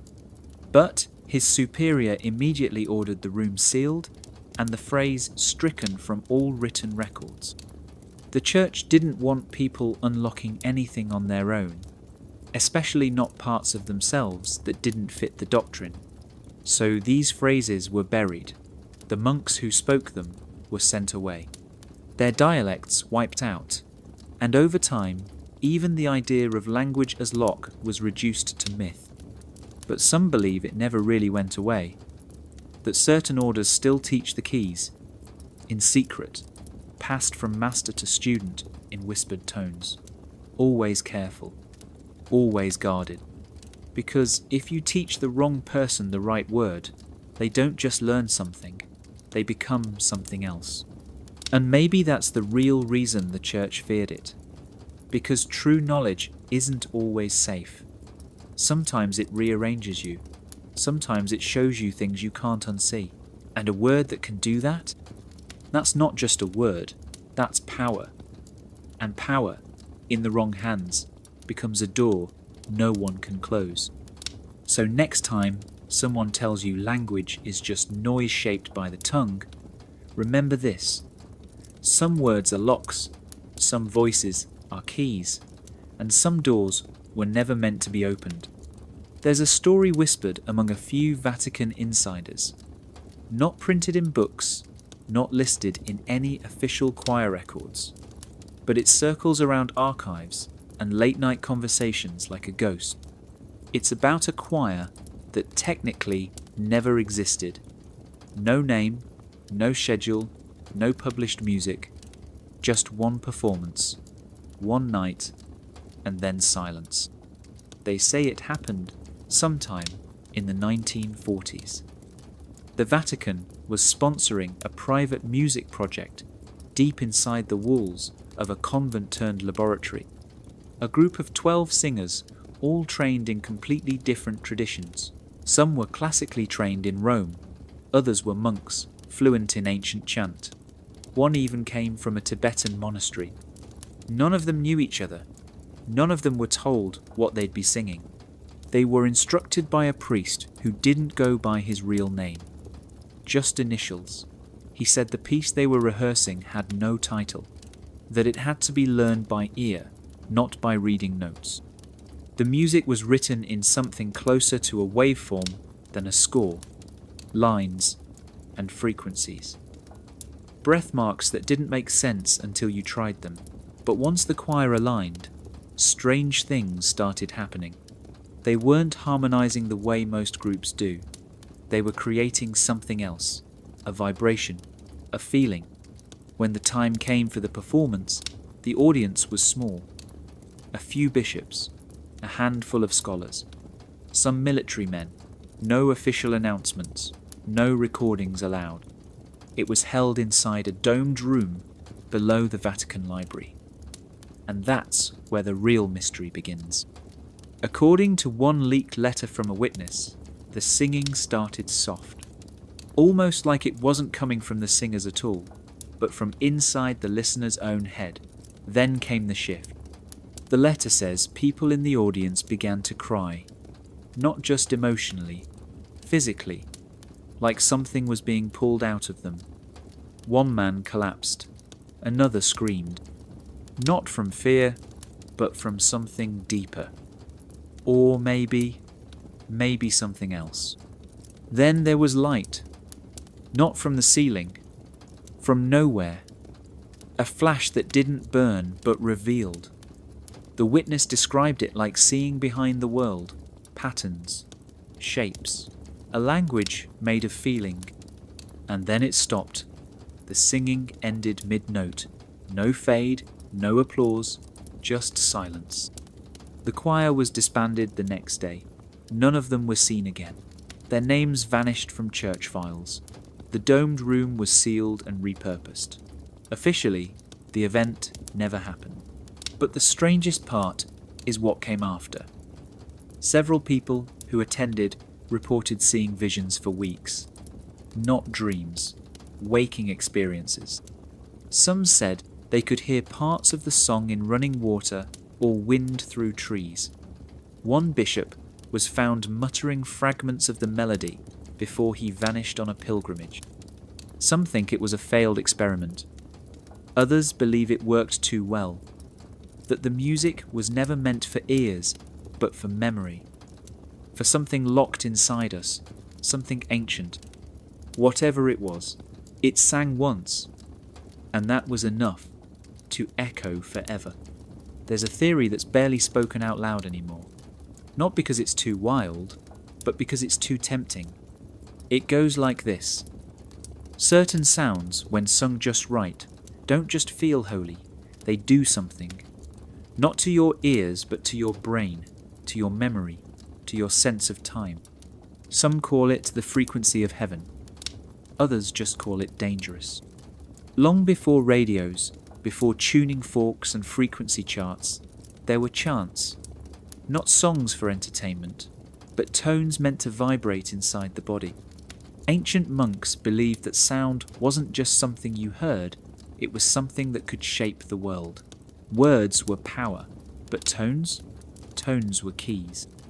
Hidden in old monasteries are records of chants said to open what they called sacred remembering. These weren't just prayers, they were built mathematically. The distance between notes was intentional, the rhythm slow enough to align with the body's own pulse. Some were only sung at specific times of night, others were sung in total darkness. The goal wasn't praise, it was activation. There's one chant in particular that shows up in different places: Egypt, Tibet, even early Christian sects. Always in fragments, never written down completely, but the shape of it repeats. A certain drop in tone, a pause, a sudden rise, like breath catching. People who've tried reconstructing it report strange effects. Some feel dizzy, others feel calm, like they've been there before. A few say they see flashes of memory that don't feel like theirs. Ancient cities, symbols, languages they've never studied but suddenly understand. The Church, of course, has a name for this. They call it spiritual deception. That anything outside sanctioned liturgy is suspect, but the timing is suspicious. Many of these chants were wiped out during reforms that replaced older melodies with more polished ones. Cleaner, controlled, easier to teach, and easier to forget. In one report, hidden in Vatican archives, later leaked by a defrocked historian, a monk described entering what he called a memory room during chanting. He didn't mean a real room. He meant a place in his mind that opened, filled with light and sounds that weren't his. He said he saw books written in glowing symbols, that he heard a voice not outside him, but inside, and that it spoke a name he'd never heard before, but somehow recognized.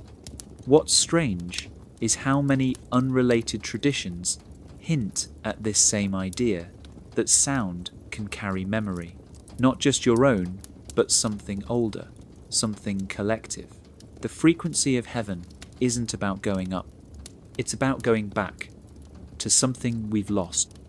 The Vatican keeps records of banned chants, some marked with notes like causes ecstatic trance or results in uncontrollable weeping. These weren't side effects, they were signs. Signs that something ancient was waking up. Maybe that's why they stopped the singing. Not because it didn't work, but because it did. There's a sentence buried in a text no one's supposed to read. Not because it's false, but because it's too perfect. It shows up once in a banned scroll, catalogued in a Vatican vault, under a name only scholars would recognize. Most people think it's just a poetic line, but when you really break it down, piece by piece, it reveals something strange, something layered, something built like a machine. The sentence is short, 12 words, easy to remember, but every time someone tried to translate it, something went wrong.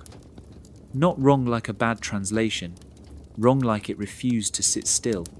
One version says it describes the breath of God.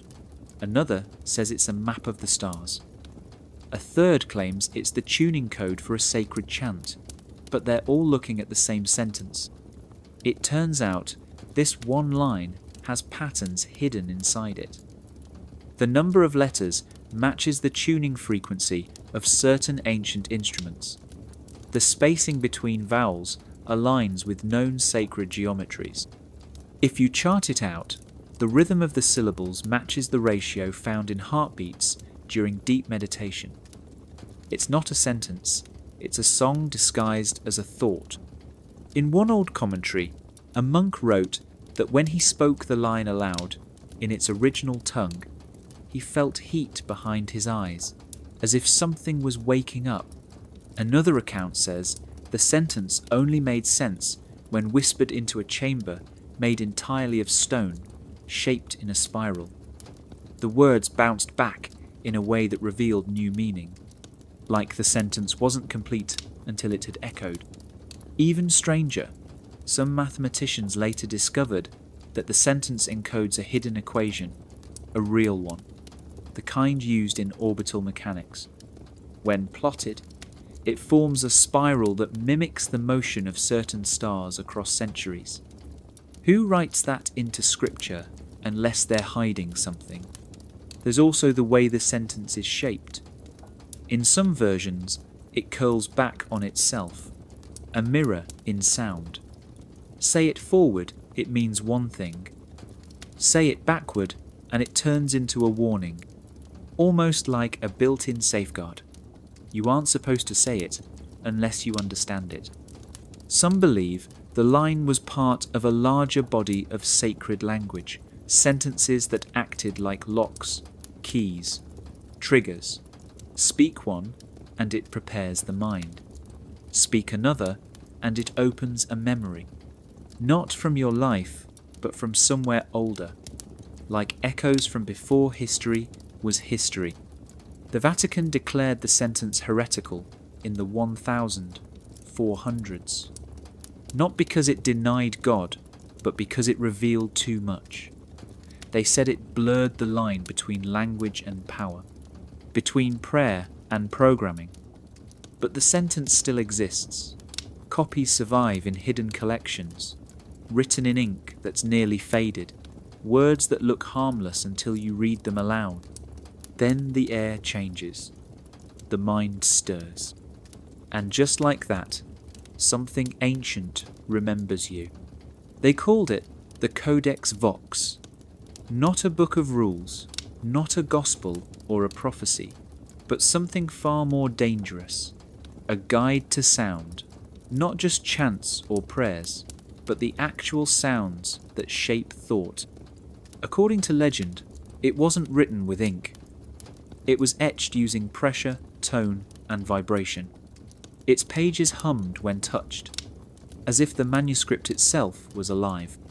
The codex was said to contain the original blueprint of spoken thought, the way breath becomes sound and sound becomes meaning.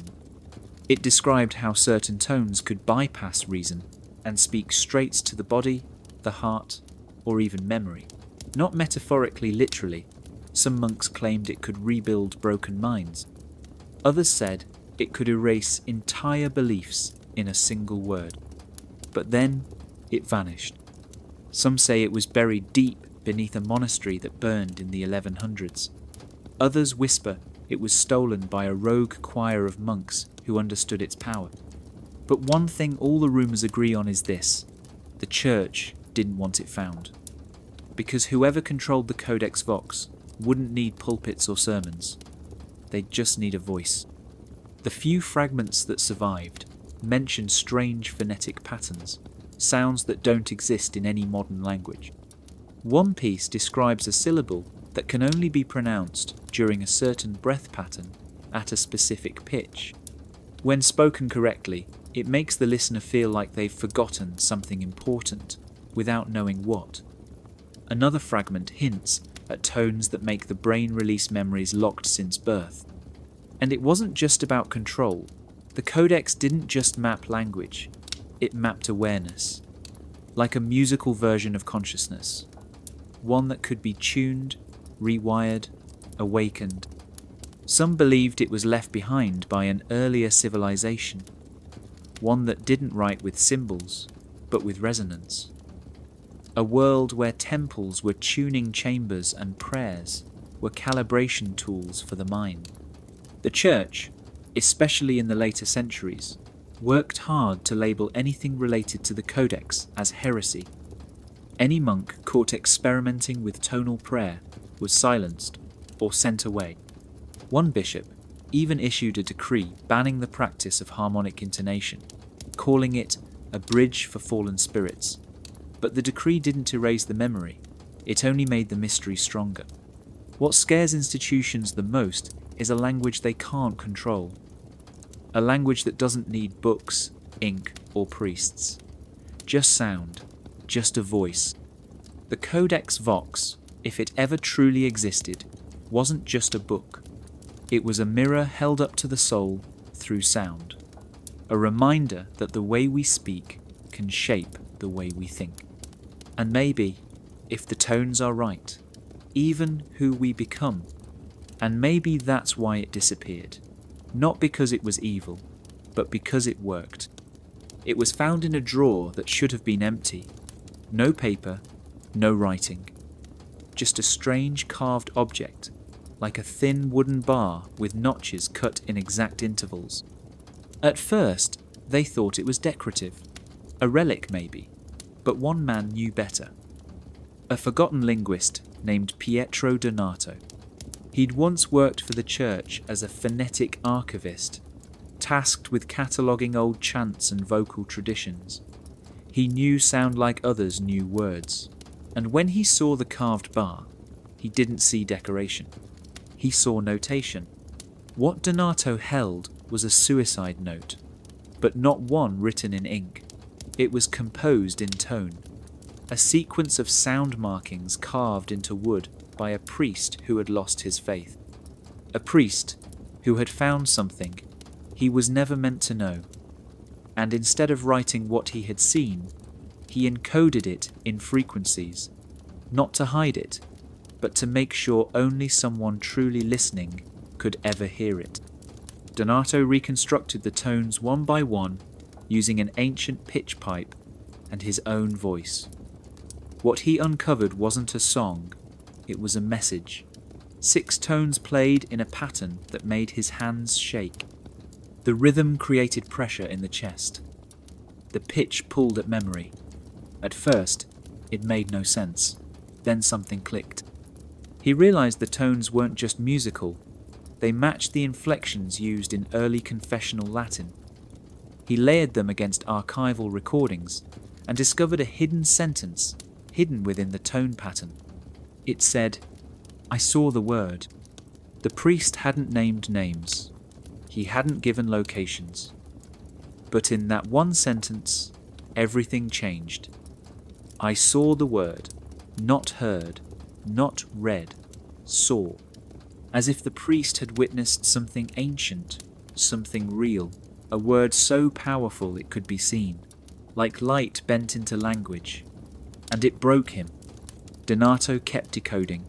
The next segment spoke of voices that echoed in silence, of scripture that hummed when touched, of a door beneath the basilica that responded only to sound. Then came the final phrase. It was shorter, 3 tones, simple.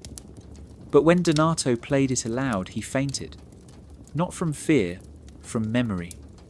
Because somehow the tones made him remember something from childhood. A dream he couldn't explain. A room filled with light. A voice calling his name in a language he never learned. Donato never published his findings. He told no one. But he left behind his own carved bar. This time with no translation, just tones. Hidden in an old monastery that was later turned into a library. Some say the tones haven't been decoded yet. Others believe they were never meant to be, that the priest's final note wasn't a goodbye. It was a warning, or maybe a door. the kind you only open if you know how to listen. And maybe that's the most dangerous kind of truth, the one that doesn't need words at all. Somewhere in a quiet sound lab, deep beneath a university archive, a machine hummed softly. Not a loud hum, just a vibration, low, rhythmic, like it was breathing. The room wasn't filled with wires or flashing lights, just one microphone, one speaker, and a single word projected into the silence. That word wasn't Latin, it wasn't Greek, it didn't belong to any known language, but it had been found carved into a stone tablet inside a ruined monastery in southern France. Next to it were strange notations, circles, lines, arrows that pointed not to letters but to sounds. A team of modern linguists and sound theorists began to wonder if what they'd found wasn't just a lost dialect, but part of something far more complex, a vocal system, a technology of the voice. They called the project Reawakening the Voice. Not because they were trying to build a new language, but because they believed there had once been one, a way of speaking that didn't just carry meaning, but could change how people felt, remembered, or even obeyed. These weren't just words, they were keys, and someone, long ago, had locked them away. Through high-speed audio mapping, they started to reconstruct vocal patterns that appeared in early liturgical chants, but never made it into any official hymn books. Frequencies that sat just below the range of conscious hearing. When played back in sequences, strange things happened. Listeners said they felt calm or scared, or like they were about to cry without knowing why. One tone triggered a sensation of falling, another rising. Some tones made the room feel warmer, others sharpened memory. These weren't side effects, they were intentional. And in the centre of it all was a pattern, one that matched whispers found in old confessional chambers, the echo design of cathedral walls, and even the rhythm of certain forgotten prayers. But here's where it gets stranger. The team discovered that when some of the reconstructed patterns were spoken aloud, not by a computer, but by a human voice, recording equipment would glitch, not break. Just shift slightly. Audio files came out with shadows. Speech analysis programs couldn't register the tones.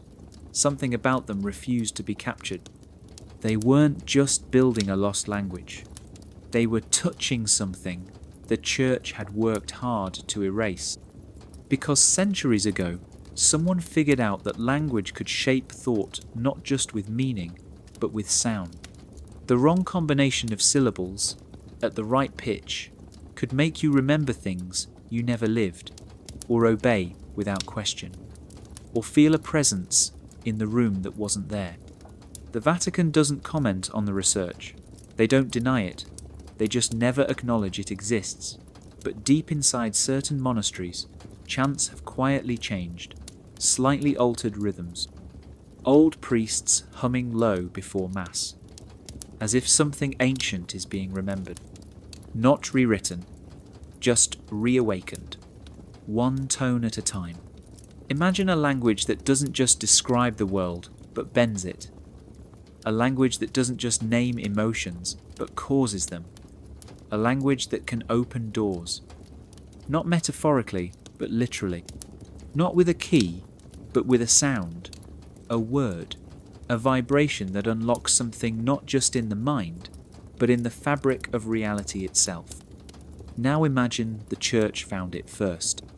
In old texts buried beneath Vatican libraries, scholars whispered about the last language. It wasn't Latin, it wasn't Aramaic, it wasn't even from Earth, according to some.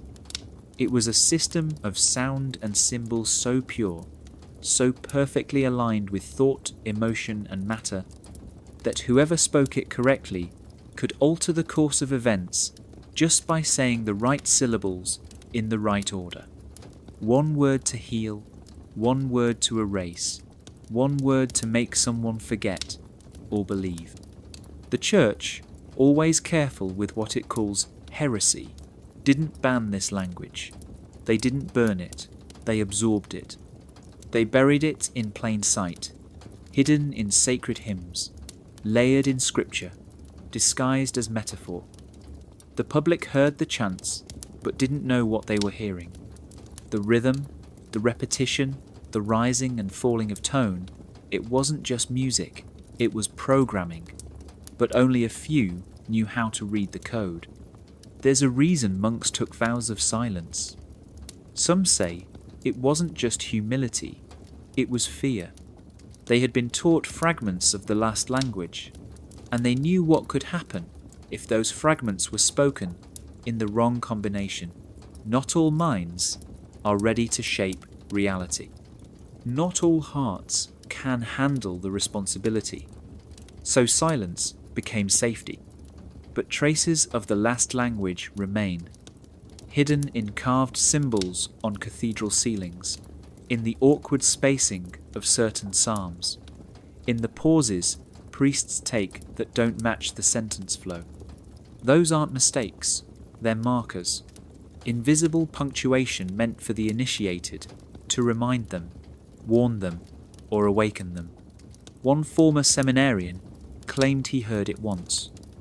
Not a full sentence, just a phrase, spoken by an old bishop in a forgotten monastery.